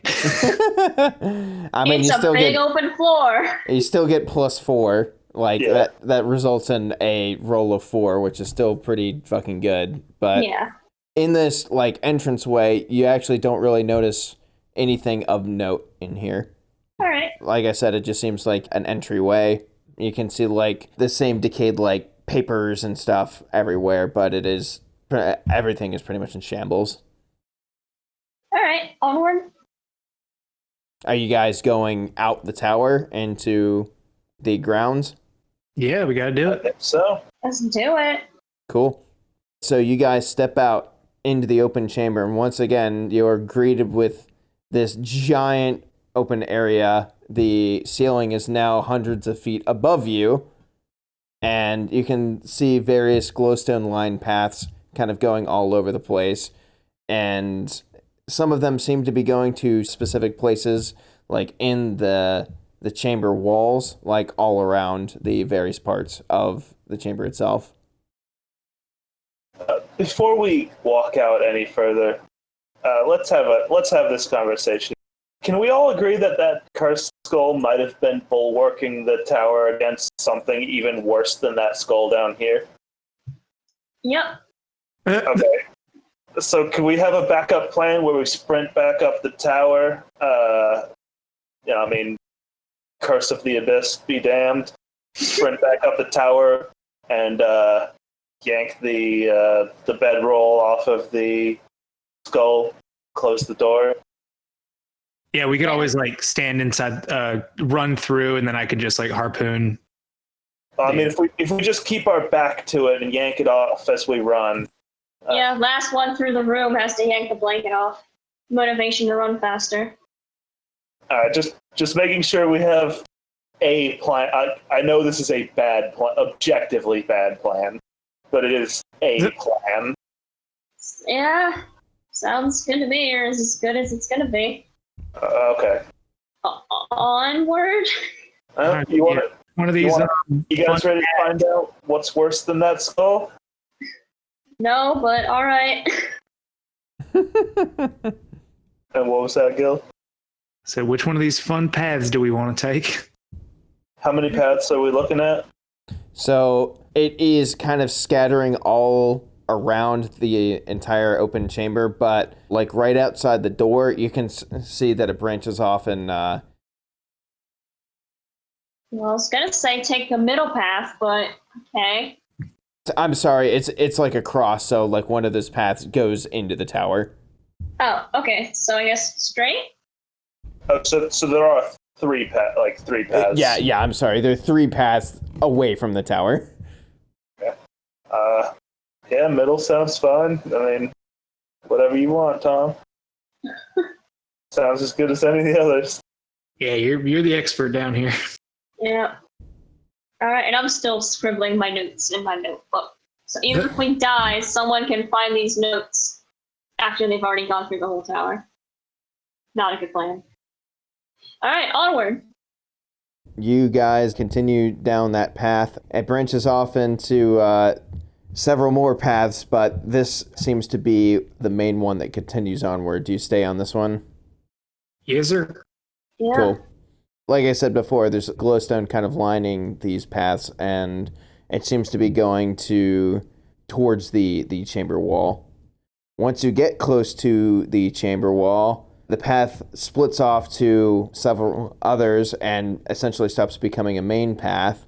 And you can see at the end of some of these smaller paths, they appear to go to what seem to be homes, decayed, destroyed places where people had been living in. And the basic structure of what they were in still exists. They almost look like small huts that were in there. And the closer you get to the cave wall, you can actually see that it almost looks like it was a small town that was here. You couldn't tell from the tower before because of the lesser light levels and the fact that everything is kind of like decayed and destroyed, but it looks like some of these places are actually decently large in their size. It almost looks like there's a little society down here. As you explore around, you see things like what appears to be the remnants of like a bakery, and in other places just regular homes, and in other places a shop that appears to have the remnants of normal items. So you can see like pieces of just decayed normal around the house items. But in most of these places, you find, especially in the homes, the same skeletons that you saw in the tower that appear to be laying down in that prayer position. I mean, I want to go into all the houses and all the shops. To do that would take days. All right. What do you guys think? Any buildings look more notable than the others? I mean, whether they're like city centers or Like the shop, maybe? like can we even from walking around, can we get an idea of the layout of this like quote unquote town? You can tell that most of the buildings were kind of around near the edge of the abyss walls, and the cave walls, and they all kind of funnel into those main paths that lead to the central tower. I mean, we can take our time. I mean, we haven't run into any creatures or anything down here, right? I mean, how long has this taken us? Like, I know it's taken a lot out of us, but like, how long do you think it's been? Just like few hours, yeah. So you guys left Tom's parents' house at, I would imagine, probably not long after daybreak, but the time it took you to get down here and go through the cave and get to the bottom of the tower, I'd probably say it's getting, late afternoon. I mean, do we want to call it here and come back a different day? Like, we made a lot of progress. Let's not push ourselves to exhaustion and get ourselves in a position we can't get ourselves out of. True. I mean, But I know that sounds kind of anticlimactic, but let's remember how difficult it is getting back up. yeah, that's what I'm saying. I feel like we should take a breather down here before we decide going back up. I don't feel like I can handle that right now. Fair enough. I can break out the second container of spaghetti, make a little fire. Let's make our little camp in the relative safety of the bottom layer of the tower. I feel like we should hole up in one of these little houses, though. That's what I was thinking. It'd be I cool mean- to stay in someone's house. I mean, it doesn't look like anyone's been coming or going through here in a long time, but I feel like, if anything, the bottom of that tower would be way more trafficked than one of these little dwellings. Potter, remind me, the bottom of that tower, were there bodies on the bottom layer at all? Or was it completely empty? Inside the tower itself, no. But you guys didn't strictly search around the tower, right? No. I mean, I think so. I mean, we explored the town. I guess I don't have really a good visual of the area in my mind. I guess what I'm saying is, when you walked out of the tower, you basically just started along that main path. You didn't, search directly around the immediate area of the tower, on the back side of it and stuff like that. Oh, I guess I assumed we would have, scouted the whole room that we were currently in before entering any new room. I'm talking about the outside of the tower in the, quote, grounds around it. Oh, I don't know. I mean, it seems like we would have, but we also didn't say that we did. I mean, you could just go back and do that. All right, sure. Let's go back and do that. Why not? I just remembered something, guys. What? Let's do our job thoroughly instead of let's not do what we just did. Do a good instead of a bad. We do that. Gotcha. So you guys go back to the tower. As you can see before, there's the glowstone line pathways, especially the main one that's leading out of it. But the back side of it doesn't really have much light around it, so you can't really see it without closely examining it with your glowstones. So it makes sense that you wouldn't have seen this before. But as you go around the back side, you can see a number of those same skeletons pretty much crowded all around the backside of the tower in the darkness of it. Most of them are in that prayer pose, but some of them seem to be clawing towards the tower, they're reaching outstretched for it. Oh, I hate it. I got some bad juvies about this tower. That skull room is still fucking me up. I mean, the skull seems like it's trying to keep people down here, but the door seems like it's trying to keep whatever's upside. One clarifying thing I should say is that the locking systems that were on those doors that you came through, even though they were the big locking mechanisms on the outside, you could tell that they could actually be operated and opened from the inside, if that makes sense. Yeah, that's what's tripped me up. And both doors were in a fashion where you could essentially lock that room off from both sides.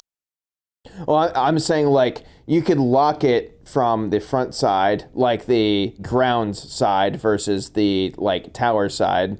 But if you were inside the tower trying to go down it, you could, from the inside of it, unlock it and go out. What?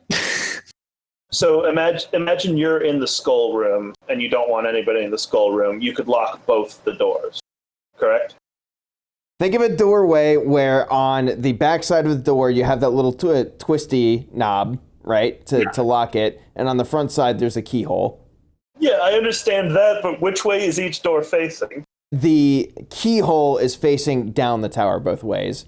The twisty knob is... Okay, that clears it all up. Yeah. Sorry if that was... confused. Yeah, I'm sorry if I made that way more confusing, but does that make sense? Yes, absolutely. Okay. Doors, man. Now it seems like maybe these people were being kept down here. Well, there were also people above the skull room that were doing the same thing that some of these people are doing down here. I mean, they might have been the ones keeping them down here. I mean, I can't say you're wrong. I mean, honestly, what the fuck does it matter if it all happened 4,000 years ago? I mean, what does it matter if there's a skull sitting in a room if it's 2,000, 4,000 years old? Like, it's still definitely got us. It's like something is happening. Yeah, I mean, I'm with Ahi that I think we have enough to report back up topside, but I'd like to take a breather before we head back up there. Yeah, I would just argue that the tower that has the bottom floor of the tower has one entrance that we already know about. I'm just worried about holing up in one of these houses that we know very little about. God, do we make sure that we put something in the doors so we can go back up later? Just put a little door stopper in there and just slip it right in. But it's one of those dollar store ones that doesn't really work. I mean, my line of thinking is if we stay in the tower, there's two ways we could be ambushed, but if we're staying in one of these dwellings, there's only one way in. Yeah, I'm kind of on the side of staying in a little dwelling. All right. Yeah, when Gil makes that point, that is the tipping point for Ahi. All right, yeah. Can we try to find one of the dwellings that doesn't have a corpse in it, please? Yeah, I was gonna say if we find a nice small one that looks simple and secure, Gil would go in first and try to clear out the skeleton riffraff. Well, I mean, and that's only if we can't find one that doesn't already have any skeletons in it. Right. Yeah. After some searching, you guys find a building that not only is still mostly intact and kind of standing, but there are no skeletons in it. Oh, thank God. Awesome. No skeletons. How long do you guys rest here? That's up to Gil. Gil's the one that needs the most rest after getting... How long would it take to shake this headache? It would take a good couple hours of sleep at least. That's what we do. Yeah, if y'all don't mind. If you just chill there and let Gil take a power nap, it is getting close to evening time after that, so you get the sense that if you were to go up right now, the sun would be starting to set. I mean, oh man, Tom, you want to take an hour and a half nap, and I'll take an hour and a half nap. I'll take a half nap. Yeah, let's switch off. I'll take first shift. All right, you wake me up if anything bad happens. Don't fall asleep. That would be impossible for me right now. All right, how does it go? Nothing happens. You guys have your naps successfully. God damn, we're good at fate. All right, so I'm sorry, was that a long rest? Is it supposedly morning now? He said it was about 3 hours. Okay. Yeah, so Gil, you wake up decently refreshed and you've taken out that headache, so you can clear off that moderate consequence. Hell yeah. I'm assuming that the abyss is probably more dangerous in the dark, right? You would all know this, but it is exponentially more dangerous. Yes, I mean, we got a while till daybreak. Why don't we look around when we're down here some more? I mean, it makes sense. I mean, I hate it, but it does make sense. Yeah. Before the nap, you were into late afternoon, and after that nap, you're probably getting close to dusk. So let's say it's at 6 o'clock right now. That's when you wake up from this nap. So if you were to try and stay until dawn, you'd be here for 12 or more hours. I mean, if we go up now, we're going to be in the abyss at night. We can't avoid that at this point. I mean, what do you feel is safer, sleeping in a random cave in the abyss or sleeping down here? I mean, we know the abyss is dangerous, but this is complete unknown. Well, I mean, we also know that we haven't seen a single creepy abyss creature since we've been down here. But we did see a literal cursed skull. I'm still on this cursed skull. I'm sure it's cursed. No, it's It's cursed. not following us around. Well, as far as Is it? I look outside. Okay, it's not out there. I'm just saying, look at how long these bodies have been here undisturbed. I mean, if someone was coming around trying to chomp on some humans, they would have had a field day. I guess that was a long time ago, though. Yeah, I'm all for staying down here and exploring some more. That is why we came down here. All right. Just know that exploring down here means that we will be sleeping down here. I'm okay with that if you're okay with that, but just we should all be aware of how dangerous that could be. I mean, I acknowledge that there's no such thing as easy street down here in the hole. It's a risk I'm willing to take. Because I do not want to go out there right now. I can't say that I do either. So should we go back to the tower and explore the left or right path? Yeah, how far does this path go, or does it seem like all three of them converge into this town area? So the chamber itself, you can imagine it as like a giant, like oval-esque chamber. And the town seems to be all the way around the tower in every direction. The main part of that town, like that square, seemed to be in front of the entrance of the tower a little ways after the main path branched off into a little bit. That's where you found like that baker and stuff like that, whereas the houses seem to be closer towards the edge of the chamber. But yeah, there are buildings kind of lining the entire wall and encroaching upon the tower itself. And from here, you can actually see like the bridge all the way up high. So these distinct paths, they're like walking paths, right? They're not like different tunnels. Oh, yeah, correct. I guess it's just a big open chamber. Okay.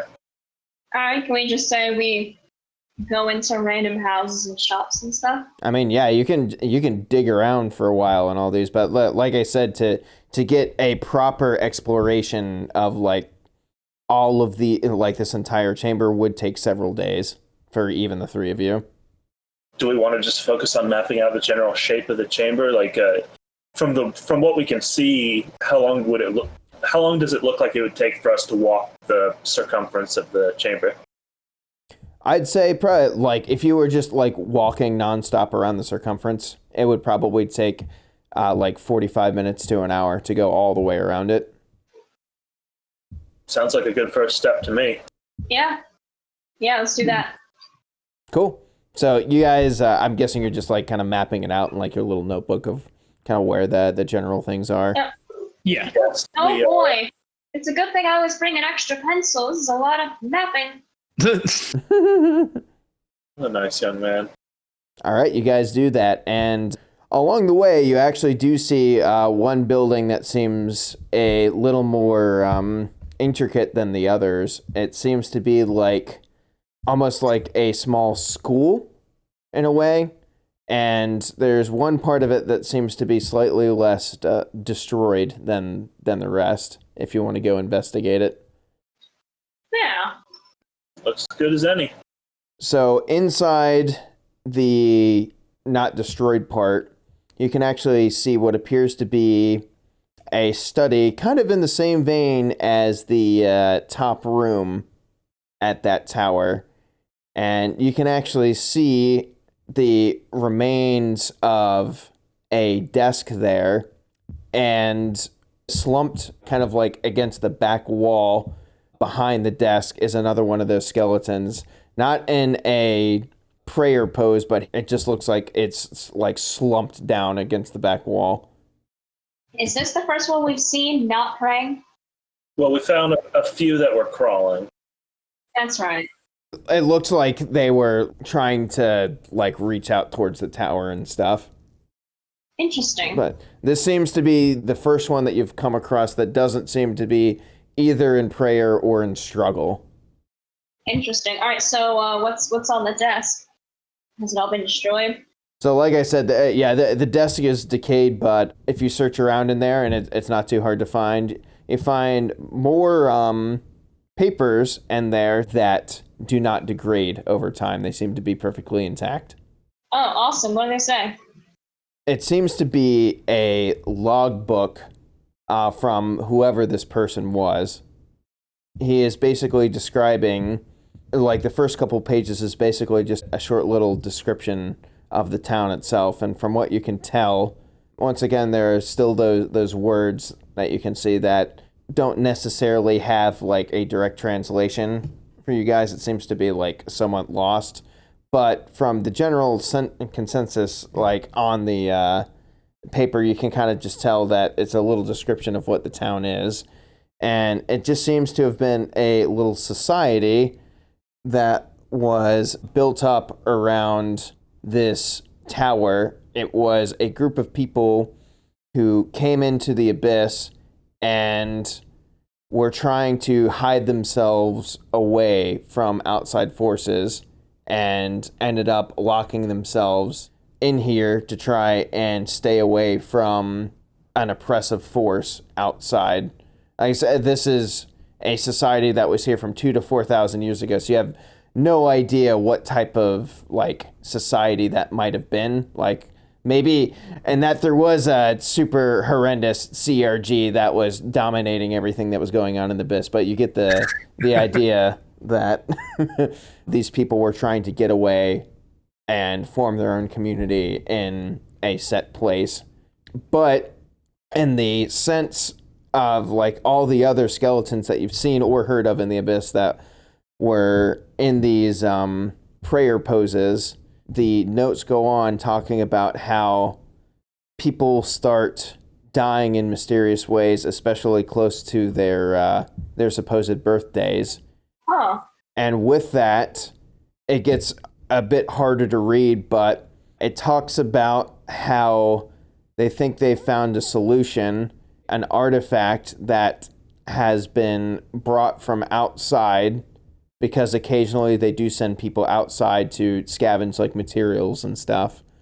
But basically the only thing that you can really get from it is that it's called the egg. The egg. Mm-hmm. Once again, the consensus of the whole prayer thing is that people are dying and they're trying to figure out a way to solve it. What did like the final pages of the notes say? Any hints on like how everyone died? Right. It basically says that the leaders in the tower have abandoned us and won't let us through, and there's nothing that we can do to stop this anymore. And I've already forgotten, what did the pages say that were in the tower that we found? I pulled them back out and reread them. Right. They're about like experiments, right? Right. It seemed to, from what you can tell, Right. it seemed to be... With the egg, yeah. No, it was animals. Well, it was with a number of things. So now that you have these papers to kind of compare against, you can kind of like cross-reference some of the symbols that didn't make sense to you before and kind of get a better idea of what they meant. And the experiments, you can tell, were basically several ways to try and combat whatever this thing that was killing them all was, like what the cause was and how to combat it, like different ways, whether it be you gather what could have been in that giant vat in there, the giant like cauldron, and then you do see that mention of the egg as well, and several other experiments that were attempted. Okay. And of course I passed this all on to the others. Yeah. All right, we'll get some clues now. It's all coming together now. Anything else in the room? No. So it seems like whoever was up in that tower was using the skull to keep people down here. But why is this building the most destroyed? The least destroyed. Oh. You can tell that the person in here spent a good amount of time trying to reinforce the structure around him to try and like preserve it for the test of time. And does it look burned or No, exploded? it still looks decayed like everything else, but it looks like he was careful to try and put it together in a sense that it would last as long as possible. So maybe if someone in the future were to ever come down here and find it, that it would be more noticeable than the rest. I don't know, man. What's the chance of that? What a smart guy. Your service is appreciated, sir or ma'am. I'd say that to the skeleton. He gives you a thumbs up. Oh, shit. Pulls out his trumpet. Oh. All right. There's nothing else in here, I guess. Keep walking around the town. We've done like all the notice and investigate that we can do in this, but like we feel that we have scoured it to the best of our abilities. In this particular building, yeah. Okay. Double checking that we did checked all the RPG boxes. All right. Have we finished circling the town? Like, is my map pretty much done at this point? Yeah. Or yeah, are we can only say like it is. halfway around? I mean, you can spend as long as you want down here. I'd say if you just want to get a general sketch, that would probably take only a few hours to where it's like getting to later at night. I mean, I guess let's do that since I don't know where else we could go at this point. There's no paths leading out of here, right? The only way out is the tower? Correct. Okay. And we're very sure of that. Like, do I need to roll something? No. It's pretty obvious that there's no other obvious ways out. I swear to God, there's like a trapdoor in one of the houses that leads into this shit. I'm gonna be so mad. At this point, he's like not even conscious to them. Her mind is all egg.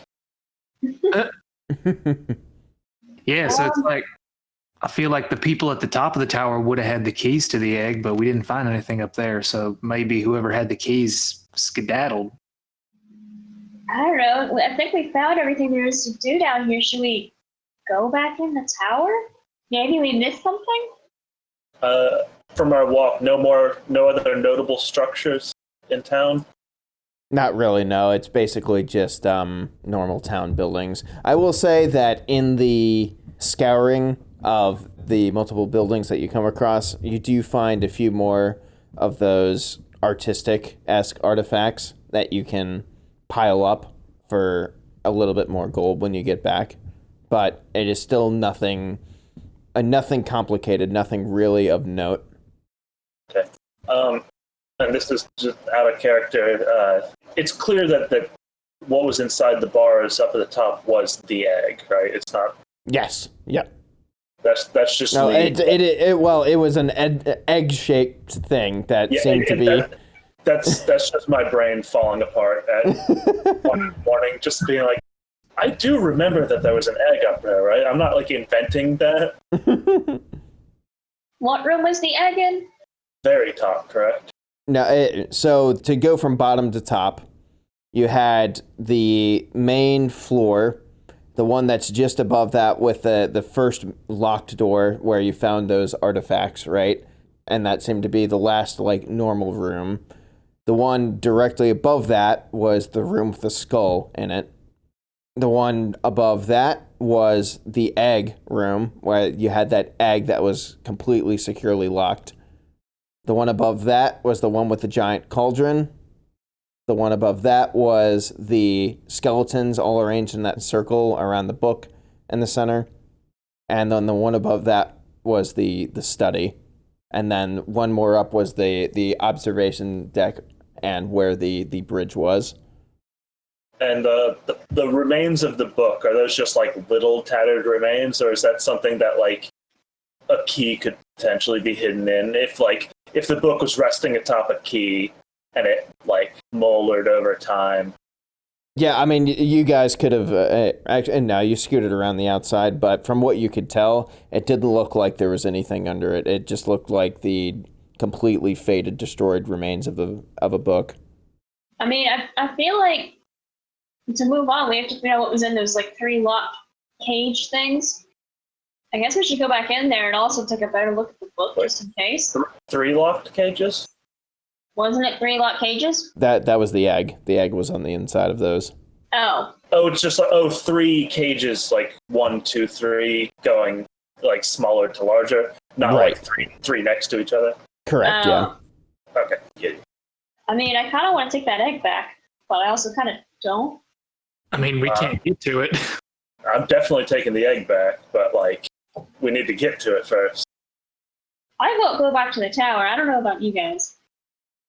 All right, let's just make sure we're not skipping something obvious. The town is as searched as it's going to get searched in one night.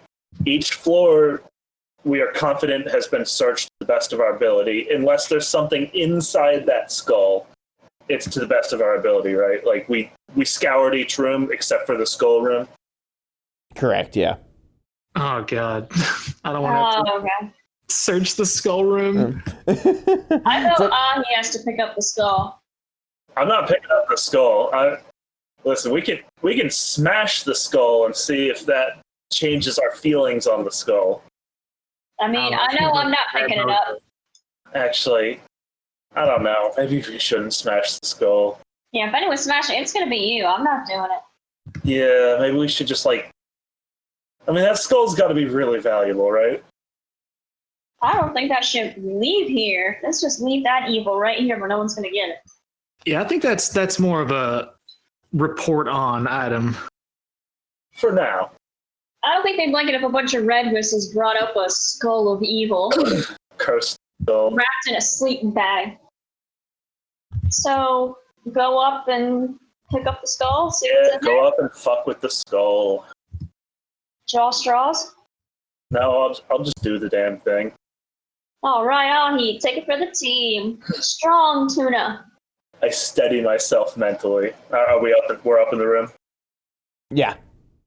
We're all up in the room. I steady myself mentally, and I place my hands like on one Wait. hand. Hang One on. finger. How about what? We're both outside. Me and Gil, we got the rope and everything. Let's Oh start yeah. with that. All right, good idea, guys. We'll do the rope thing. I'll go limp if anything goes wrong. Okay. I place one finger on the skull through, I poke the sleeping bag to where the skull would be, and I place one finger. Right. Touching it through that doesn't seem to really affect the already, pretty powerful sense that you get from standing right next to it. Place a full hand on it, place Yep. both hands on either side of it. Yep. You're good. I begin to pull up on the skull. It comes off of the pedestal. You doing okay, Ahi? Yeah, all good so far, yes. And I shake the skull to hear if anything rattles. It goes, "Ag, ag, ag, ag, ag, ag." Oh, it rattled me bones! No, it does not rattle. All right, I pick it all the way up off the pedestal and roll it up in the sleeping bag and push it to the far corner. It's a circular room, right? There's no corners. Yeah, but Okay. I push it to the far end of the room that is the greatest distance from the two doors. yep, you do that, and Whichever one. as it gets further away, you can feel that overwhelming sense of dread kind of diminish a little bit. You can still definitely, feel its presence a little bit, but it's not anything you can't handle at all at this point. Is there a key or a button or maybe a ruby or something on the pillar? Sad to say, but there's nothing on that pillar. It looks like the only thing that was on that skull, or on that pillar, was the skull itself. What if it's in the skull? My goddamn motherfucking skull. Goddamn motherfucking skull. Alright, guys. It's time. And I go and reach my arm into it, and I touch one finger to the skull. One bare well, I don't have bare fingers ever, but one gloved finger to the skull. That feeling that you got before starts becoming way more powerful as you are directly touching it. But it's to the point where you could feasibly pull away before it overwhelms you. I do that and recenter myself. Yep. This time I do it much faster, and I scrabble in there with my hand, attempting to reach up inside the skull and feel around and a bunch of stuff really fast. Just stick your grubby little fingers all up in that skull. And if it takes more than 3 seconds for me to feel like I've fully lord the skull, my hand comes back out, and I recenter. Yep. You managed to get out of it without being taken over or anything, but there is nothing inside that skull. Gosh dang it! Hey, I think you need to quit messing with that. I think whoever had the keys to this egg are long gone out of here. He has to be here somewhere, right? Why does he have to be here? I don't know. All right, let's talk about this outside of the skull room. Bloom, bloom, bloom, bloom, bloom. We go out. So. Did you go up a floor or down a floor? Oh, jeez. Up a floor. So you are now in the room with the egg. Yeah, that makes sense because I'm thinking about the egg. So as far as the key is concerned, you guys never actually closely inspected the locks themselves. Are they sitting in the locks? No, they're not. It's not that obvious. Oh, okay. At least from a distance, am I correct in assuming they're the same type of lock as the doors the door that we came in? Yeah, I think we said that. Did we even fucking motherfucking try the key that we already have? You did not, no. Guys, I assume I still have the key. dumb as a box of rocks. Oh my Who God, has the key? it works. You do. Oh, okay, I stick it in You were there. the most responsible person in the room when businesswoman gave us the key. I stick it in there, almost hoping it doesn't open it. So you can tell that the locks for each of these cages is slightly different from one another, but upon closer inspection of the key, you can actually see that there are different ways to manipulate the stalks that kind of come out the oval part of the key that looks like it can be shaped to fit these different keyholes, if that makes sense.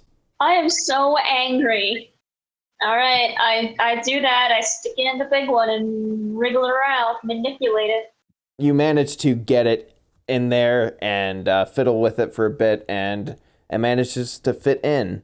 It opens up that first lock. Oh my fucking God. Does this cage look magical at all? Or not magical, but, artifacty? The cage itself is made out of what appears to be a super strong material that is artifacty, yes, but there doesn't seem to be any magical force field or anything like that. As it becomes clear that we might be able to start just unlocking this with the key, guys, I have to say something horrible. What? Should we put the skull back before we try this? Well, you've got the most skull experience. Get on in there. I think the skull's fine. Just leave it alone. If the skull's protecting this room from something down there, and we took the skull down, I don't know, man. I don't know the rules to cursed skull towers. I don't know the rules anymore. I think the skull was just keeping the people out of here. It was keeping the people down there trapped. I think Gil's right. We were all down there. We didn't see anything. We didn't look very hard, but yes, yeah. All right. I watched the door.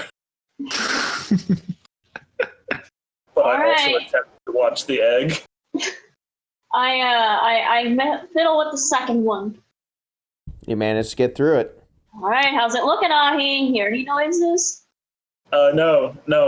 When you asked me that, you catch me looking up at the egg, but I look back at the door. All right, last one. Here we go. And you managed to get through that as well.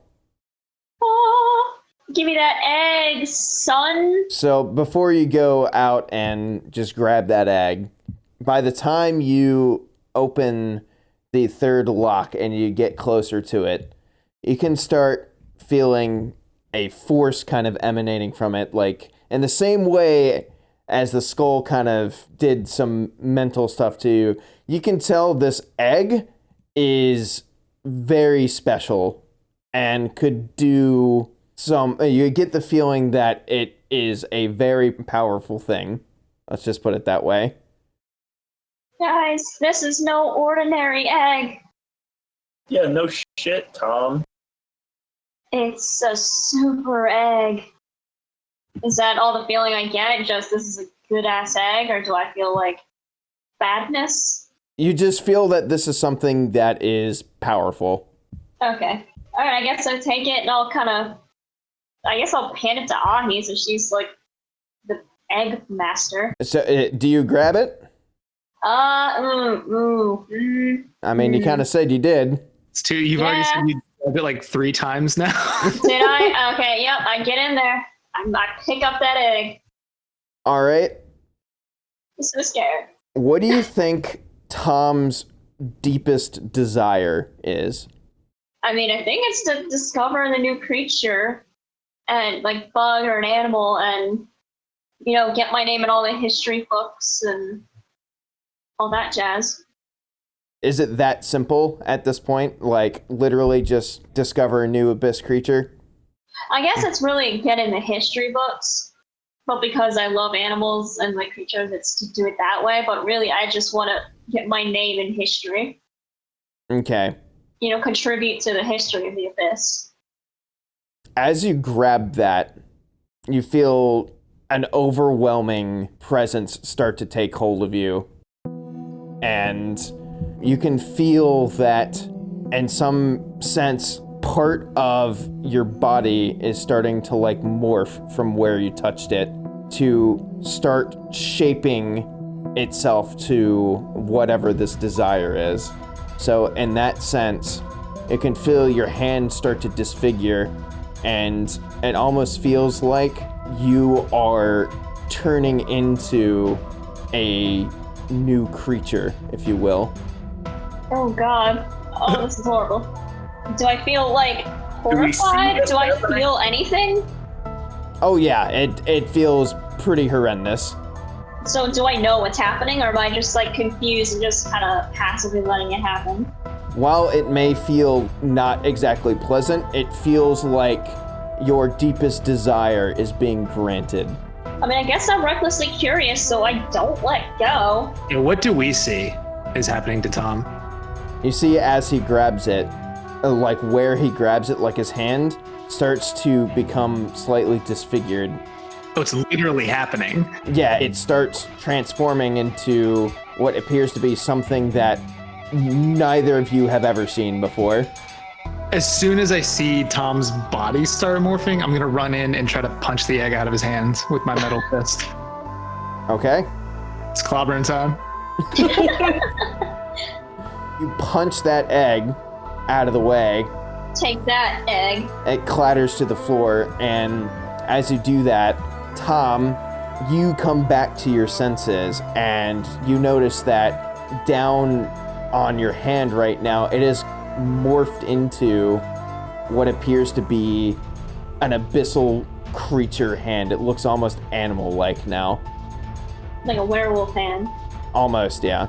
Nice. And it is staying that way. Not nice. Oh, is Tom turning one of those fucking things in the village that they find? Oh God. No, that's a different thing. Can we just say it looks like a mini paw just because I kind of like that? Yeah, that's fine. All right.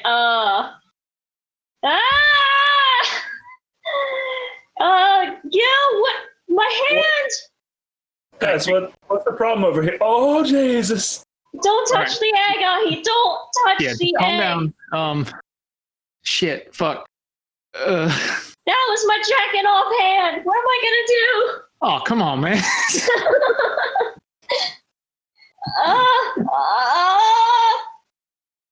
Help!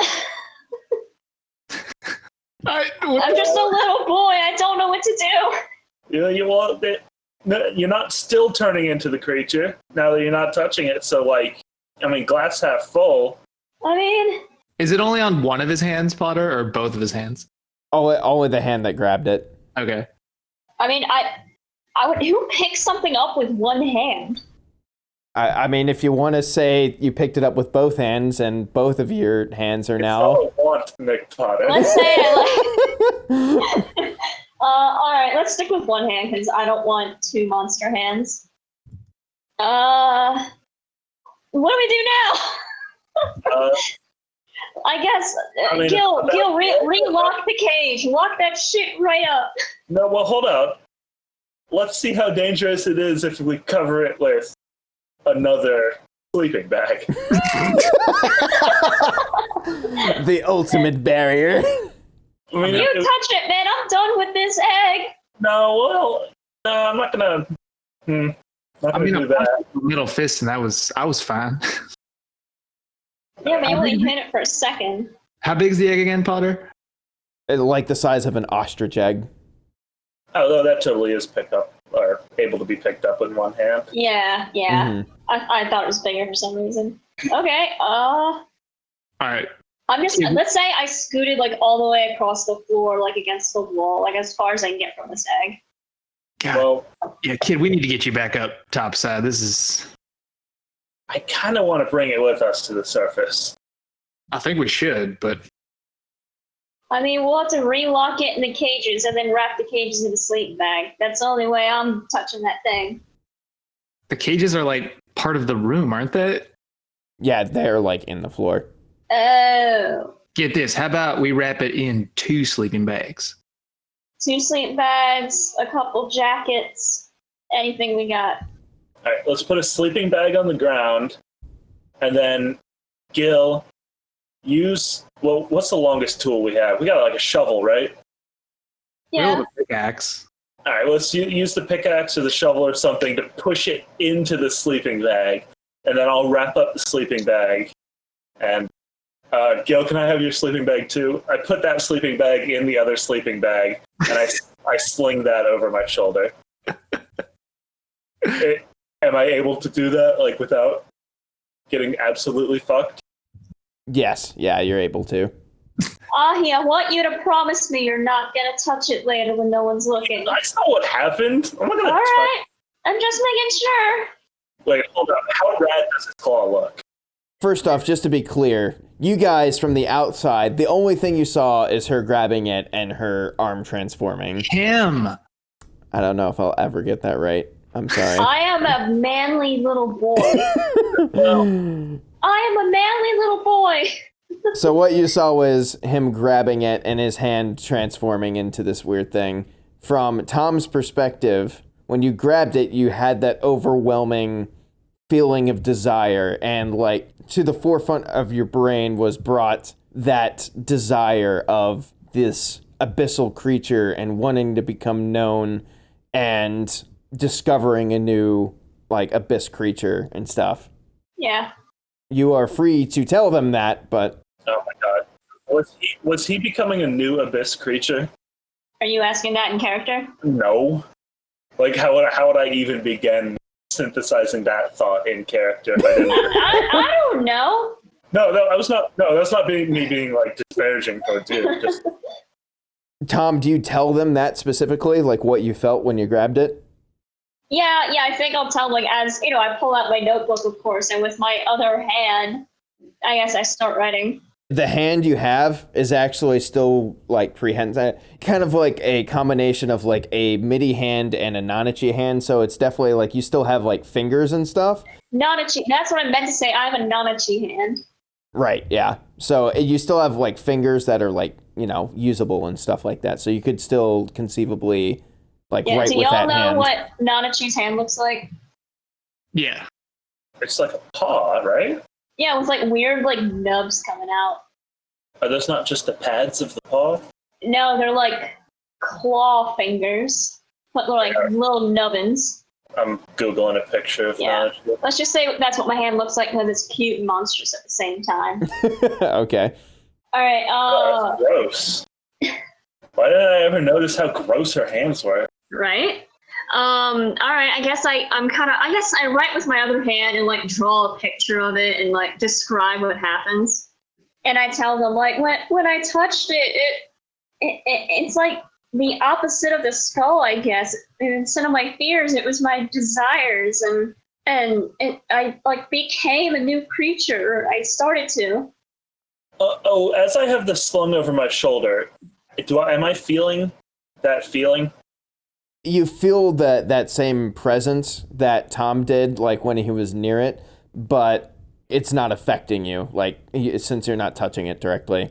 So it's much less severe than being close to the skull that's inside the sleeping bag? Yes, yeah, absolutely. Even when it was only in one sleeping bag. Yeah. Okay, can you imagine how powerful 3 sleeping bags would be? Stop. You're Icarus right now. We go back up to the surface and we just buy as many sleeping bags as we can. All right, guys. I think we should go. Do you think you could hold out for the night, or do you feel like you need to get up there, little man? All right. I forgot it's nighttime. I guess we'll stay here between the skeletons and the demon skull, where it's as safe as we're gonna get, and try to sleep with no sleeping bags. I find like moldy bits of paper and like make a nest. All right, yes, I guess we attempt to sleep through the night. Yeah. Do you think you guys would actually get to sleep at this point? No. Probably not. We'd try. Just lay in silence, I mean, gently stroking my little paw. I mean, at a certain level of exhaustion, we would sleep at least a little bit. Yeah. A fitful rest. Hey, kid, just think. I mean, jacking off's gonna be like a whole new experience now. How am I going to tell my parents about this? My Don't third worry time. about you jacking off. Well, no! I have to show them my paw. I'm going to get so grounded. All right. Well, I mean, I told your parents we weren't going to go 3 for 3 on the hospital visits, but we'll see what they can do. I mean, there's some smart people up there, right? Yeah, there's an artifact that can revert it. Is it morning? Yeah. You guys managed to make it through the night without anything horrible or bad or transforming happening to you. I wake up like hoping the hand is gone. I take it it's not. It's still very much there. Why have you done this to me? I've been betrayed. You might have been the one to grab the overwhelmingly powerful egg that you could sense. Look, an egg tells me to touch it. I touch it. This is really funny because this morning I was DMing my Curse of Strahd campaign, and one of my characters lost his arm.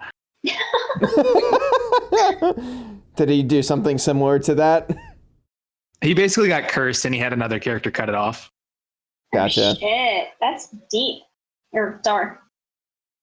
All right, let's head on back. Hopefully this is the worst thing that happens to us. All right. This is probably a stupid idea, so tell me this is a stupid idea, but you said the egg was like the opposite of the skull. Don't tell me you want to put them together. I mean, what if you touched the skull and it turned you back?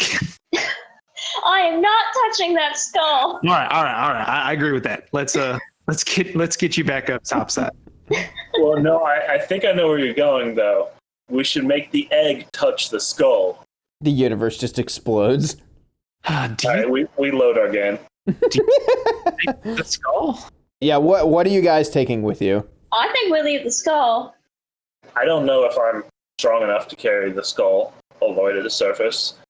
Well, actually, sorry, how many floors are up from the skull to the entrance of the tower? 3 or 2? So you go skull, egg, cauldron, skeletons, office, observatory, which is the same level as the bridge where you We walk got a out. long way to go. We should have gone up a couple flights last night to break this up. If Gil is comfortable with carrying the egg, Ahi would attempt to carry the skull up a few floors. If it's too difficult, the skull just will leave it. Just leave it for black whistles. Keep in mind that without a proper team, you will be bringing this artifact into like a town full of people. Yeah. How about we leave the skull in the sleeping bag and we lock it up in this cage? That's not a bad idea. No one can get to it, and then we'll let the big whistles know about what happened down here, and they can come deal with it. All right, but here's a nightmare scenario. We come back, the skull is out of the sleeping bag, but still inside the 3 locked cages. Yeah, I was thinking about that, but I mean, it's a chance we have to take. Oh, no. You could do it with your eyes closed. Be hard, but you could. I mean, you think we should just put the skull back on its pedestal, but leave it in the sleeping bag? Sure. Leave no trace like the Boy Scouts. Well, I mean, like I know it sucked, but it wasn't that hard to put the sleeping bag on the skull. Like, we could do it again if hard pressed. Do we dare put it back on the pedestal and take the sleeping bag off? I'm still convinced it wasn't just keeping the people down there, or at least I think it's an option. I know it was probably for the people, but what if there's other spooky ghost shit, man? Whatever makes you feel comfortable, I mean, I'm not fucking with that skull again. Yeah, you do what you want. I gotta put the skull back, guys. Can I ask you guys to... Oh man, I don't even know how you would monitor me without accidentally seeing the skull. I'm already like starting to unspool my rope from my harpoon gun. All right, Yeah. I got it. As I place the skull, I will continue singing my favorite song. If I stop singing, it's time to yank. Works for me. All right, we got you. What's your favorite song sound like? Just so like we're prepared, we know what it sounds like. I sang it. Sing it. I just did. Yeah, I just did. In fiction, I just did. And don't make fun of me. Damn, Ahi, your favorite song is the opening title jingle to Super Mario Sunshine? I want to It's my die. favorite game. The controls and the level design are unmatched. I am gonna die. I mean, the controls are pretty good. Yeah. I can't. Well. Anyway, Yeah. It was the introduction of the new flow mechanics that made me love it. Please, we have to not. I'm going to die. All right, so let's just say you put it on the pedestal and we start making our way out. Yeah. I attempt my plan as I described. Is it successful? Yes. As you take the sleeping bag off, once again, you feel that overwhelming sense of dread, and it has become more powerful now. But because you've become more accustomed to it, you're able to fight it off and make your way back to the door. All right. Fuck all this shit. all right, let's get the fuck out of here. Let's close the door, too, Yeah, for sure. and lock it. Do you guys stop by any of the other floors on your way up? But I assume we stop to like catch our breath and, fight the sickness. Will you Right. give us a summary of what you said the cauldron room? What did you mean by the cauldron room? That was the one that was that giant cauldron in the center of the room that looked like it was filled with liquid that has long since evaporated away. Okay. I don't know why I imagined that as more like the dais with holy water in it, like a small shallow pool, but it's like a big cauldron. Oh, yeah, it's like 6 feet in diameter. Yeah, I pictured it as really small too, like the pensive or Oh, whatever the thing is. Yeah. Yeah, I'm sorry. Yeah, it's massive. You did say a bowl when we first went in there. Did I? If I did, I'm Is sorry. it just me or did this bowl get a lot bigger? Shit, it's haunted bowl. We gotta get the fuck out of here. Let's go. They were making the biggest, most fucked up egg soup on the planet. On the next floor, you just see all those skeletons around that pedestal with a book on it. Okay. I'm gonna check out the book this time. Just kind Yeah, of lift it up. You're gonna have to step over all those skeletons that are pretty much right next to each other. So you're gonna have to Are they tiptoe in between shoulder to them. shoulder? Yeah, they're really close to each other. Oh, no. I don't check out the book. No, Tom, you gotta check out the book. You think we should check that thing back up with us? I check out the book. Do I roll? No, you can just tiptoe through it. None of the skeletons pop up and grab you or anything. I'll think because I think that is what I would see in the scary skull at this point. When you pick up the book, it's pretty much almost like collapses in your hand when you touch it. It is Oh god. completely and utterly decayed. Nothing on it is legible at this point. Guys, I think I broke it. It was already broken, Tom. Alright, I just kind of try to put it back the way it was and just keep on tiptoeing over them skeletons. Yep, you do that. Onward! Next up is the chamber with what appeared to be a study in it. And at this point, you can really start feeling the effects of the first layer. You guys are pretty used to it right now, but you're definitely feeling nauseous at this point. So if it ever comes to anything, then you guys have that aspect now. Yep, nothing new here. And then you go up one more flight, and then you're at that like observatory deck where the bridge connects to. And once again, nothing new.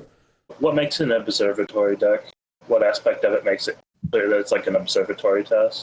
So it's like a big platform that spreads out a little bit wider than the circumference of the tower. So it looks like you could like peer over the edge and like get a good look at the entire chamber below. Okay. All right. Do you guys walk back across the bridge? Yeah, I still say we go one at a time. Yeah, I'm with you there. Just as we do this, can we just all agree that like we're definitely doing the wrong thing? Like, I don't know what the right thing is, but we are doing the wrong thing. What do you mean? We just are. What do you mean? I just feel like it. Feel it. Do you want something to come attack us? No, I'm just saying, this is the best option that I can think of. I agree with you guys, but I'm just saying we're doing the wrong thing. You just roll with it, all right? Yeah, I mean, I am. Just saying objectively, just saying. God, you just always expect the worst, don't you? Look straight into the Ba-da-ba-da-boo. All right, does the bridge collapse and we all fall to our deaths? Yeah, duh. Now you guys are fine and get across. No problem. You're just lulling us to a false sense of security, so the next time we come across a bridge, we just doodle-doo right across. So you can kill us. All right, do we actually make it out of here more or less unscathed? Yeah, you guys make it through that long tunnel. Once again, it is a long way to get out back to the entrance, but you emerge out and the door is still there, open. Don't worry, it didn't close on you guys. I was thinking about that. And yeah, you guys go through the door on the outside. And just so you know, one thing you can see is that there is the same keyhole on the inside of that door as well. So, like, it can only be locked by the key, and it can be unlocked from either side, and locked from either side? Correct. Okay. let's make sure we lock this thing on our way out. Just so. Yeah, absolutely. All right. Who's carrying the egg? I mean, I'll carry it if no one wants to. I'm not touching the egg. I mean, I think like Gil fares better with the effects of the curse in general. Works for me. Anything you need us to roll on our way back up? Nope. You guys actually get back to the main path before too long. You go through that wooded forest area. It's pretty close to dawn, so it's definitely bright enough to see everything around there. And you guys make it all the way back to the gondola. All right. Before we take it up, guys, we need to have a discussion about this egg. Can we all agree that this is way above the pay grade of not Garfield? Hogarth? Odie? Can we all agree that this is way above Odie's pay grade? Well, I don't think they're gonna give it to Odie. This thing is serious. It's not gonna sell it. Well, I mean, I'm just saying that's normal. Normal operating procedure is we go to the surface, we take it to the appraiser. I don't think this falls in that category. I think we find somebody else. What do you mean? Of course we take it to the appraiser. So the main appraiser is Hogard. Oh, I'm sorry. I'm getting them mixed up in my head. Yeah, you're good. Hogard is, the super old guy that seems like he knows a shit about Abyss stuff, but you have a feeling that this is also not something that would sit in Odie's shop, so you were right about that. Yeah. If you want me to repeat that line with the correct name, I'd be happy to. If you want me to. Yeah, go for it if you want. All right, guys, before we get up there, can we agree that this is far above Hogarth's pay grade? Is it though? That's his job, to assess everything that comes out of the abyss, right? Is it? I mean, this is not really a normal artifact, or is it? I mean, shouldn't this go to like a Black Whistle, or I don't even know who's in charge of the Cave Raiding Guild. Nick, doesn't Hogard assess everything that comes out of the abyss? Pretty much. People trust him the most when it comes to that type of thing. Even with exceptionally dangerous artifacts? Yeah, Like, yeah.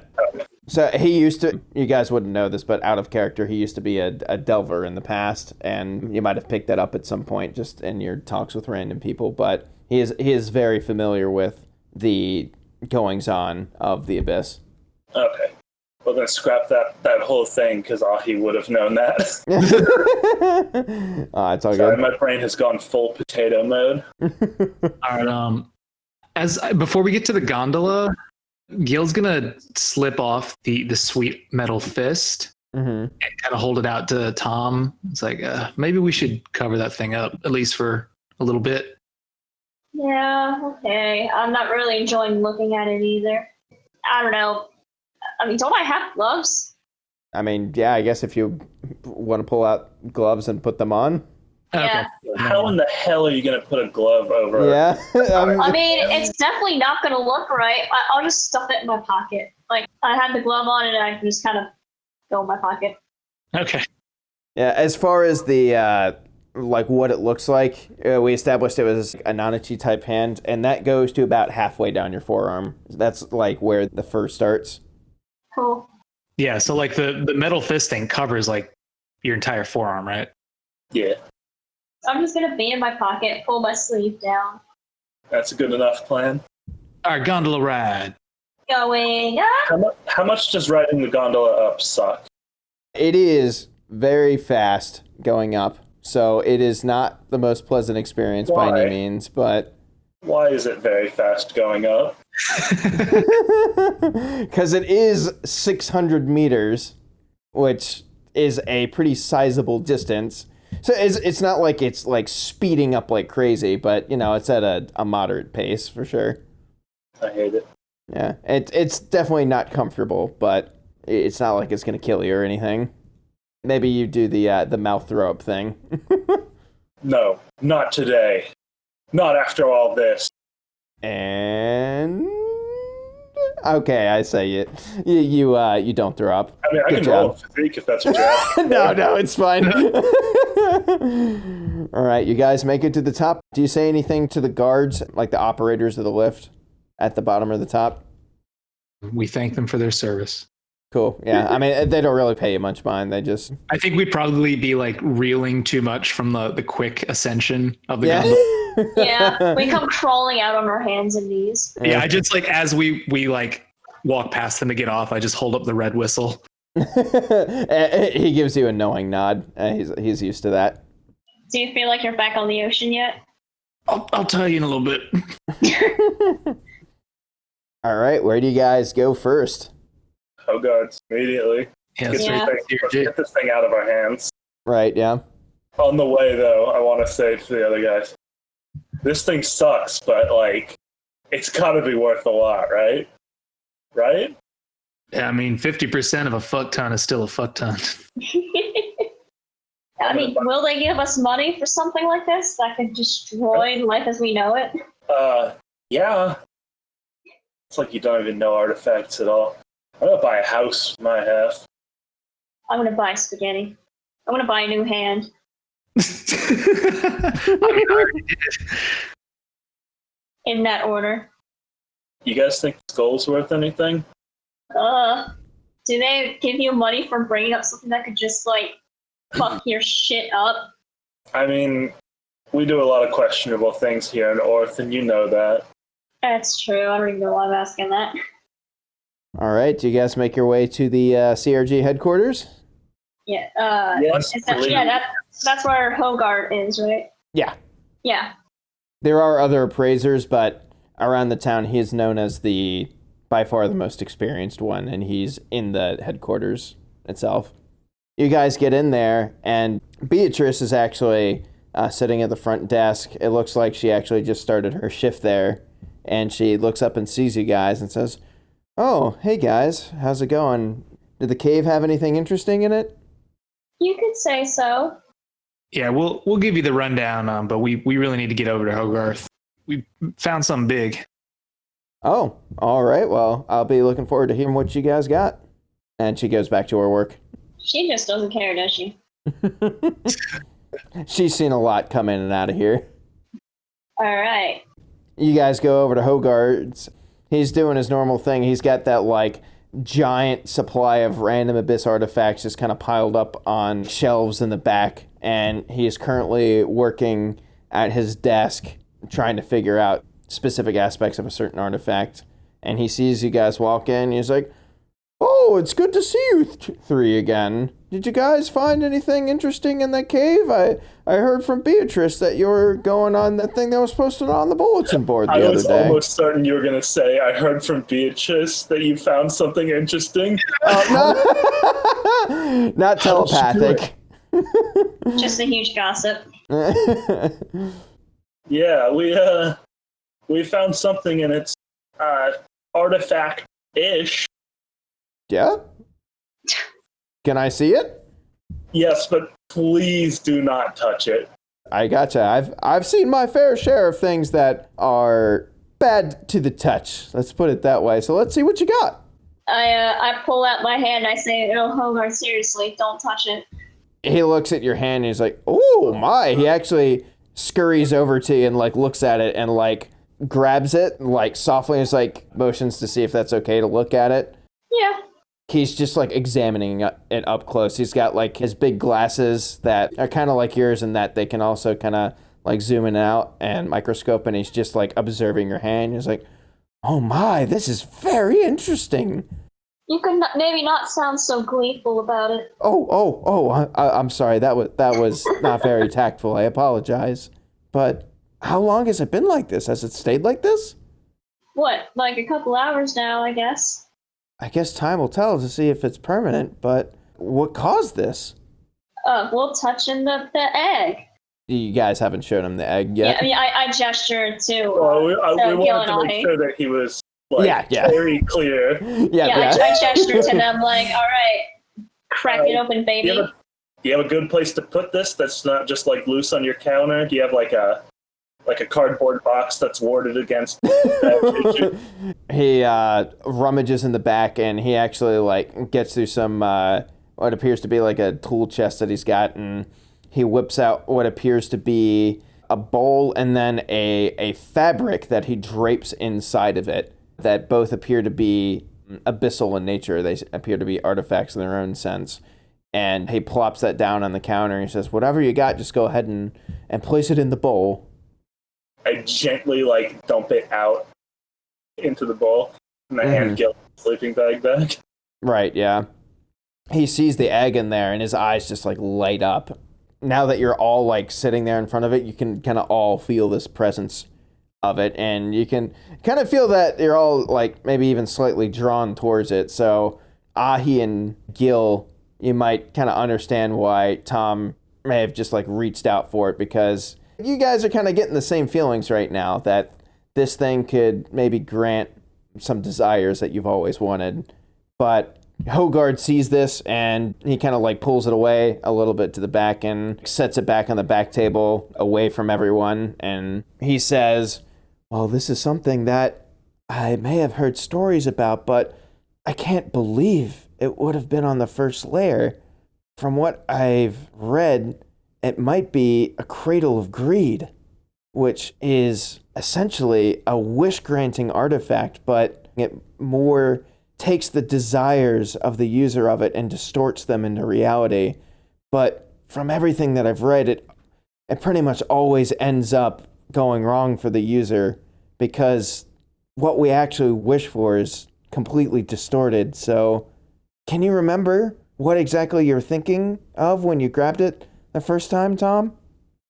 Well, suddenly I felt the desire to think about, my deepest desire, which is apparently I guess we all already knew this. I want to discover a new creature and, get my name in the history books with everyone else.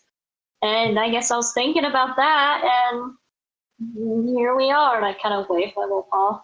It sounds like it interpreted that as it would transform you into a new abyss creature, therefore creating a new abyss creature and cementing your name in the history books as someone who turned into one, thus fulfilling your desire. In other words, it's incredibly dangerous, but this could be worth, I can't even tell you how much. Yeah, but we get 50% of it, right? I'm going to have to talk to everyone up at in the headquarters about this, but yeah, we need to discuss. I mean, this could be a special grade relic. Sweet guacamole. Hey, Hogarth, that's all well and good, but do you know anyone that can do something about young Tom's hand? Quite honestly, I'm not really sure. I guess we're gonna have to wait and see if it's permanent, but I don't know. It's as unlike anything I've seen before. I'm really more worried about that egg or the skull falling into the wrong hands. That could be really, really bad. The skull? Oh, yeah. Question mark? I think it would be wise to just essentially recount as best we can recall it, everything we did on the way down, everything we learned. Yeah, Unless you guys are against that. No, yeah, I agree. I just wasn't sure if Hogarth is the guy we would be giving the full report to. I mean, I think I'm going to end up giving it to other people, too. If he's going to be interacting with the egg, then I think he should know the context in which we found the egg. Okay, yeah. And I'll pull out my drawings. He chimes in and says, if you want, I can get a meeting going with some of the higher-ups just so you can kind of explain everything that you saw in the cave. Yeah, that would be awesome. Yeah, hold on, give me 1 second. And he walks over to his desk and makes a couple phone calls and beckons you to follow him. And he takes you up a couple flights of stairs. Kind of near where that lounge was, there is a room that is kind of in the same vein as the classroom that you guys have been in, but a little bit more fancy, larger, and it's more of like a meeting hall for the higher up whistles. And instead of it being like facing one direction, it's more of a round table setup so everyone can see each other.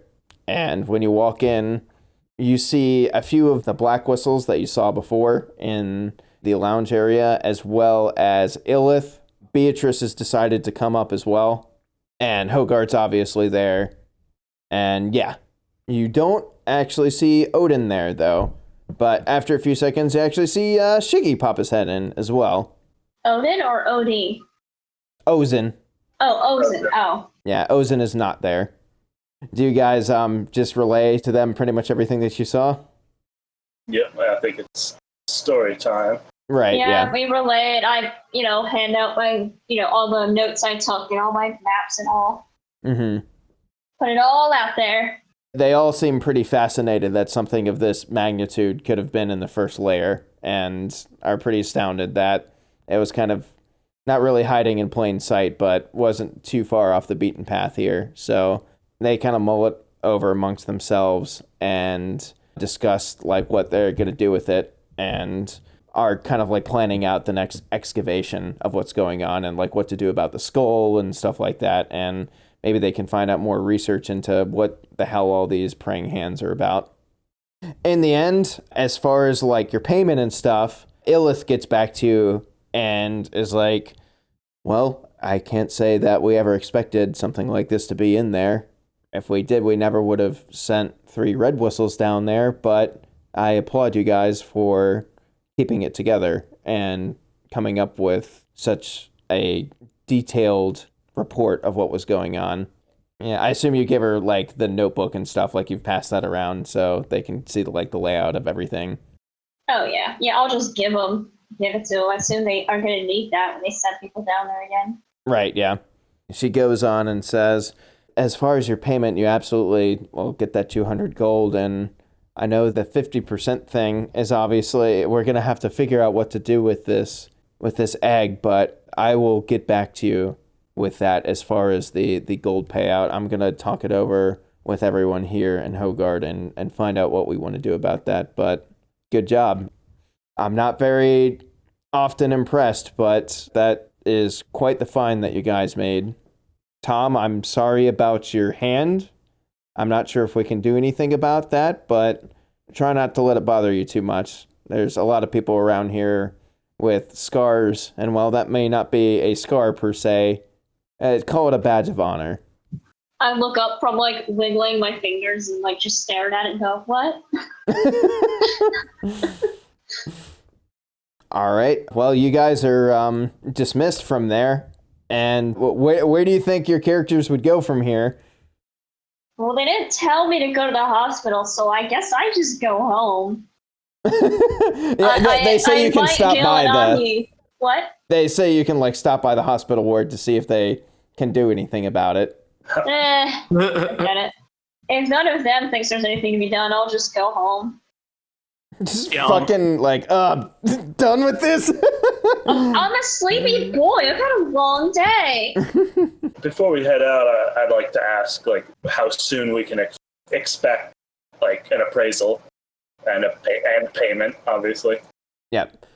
Illith responds to you and says, well, this is a bit of a complicated matter, but I imagine that we could probably get back to you sometime in the next week. I would implore you guys to take it easy after something like this.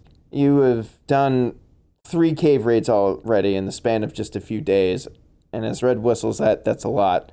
I'd say take a week and chill for a bit. We'll get back to you.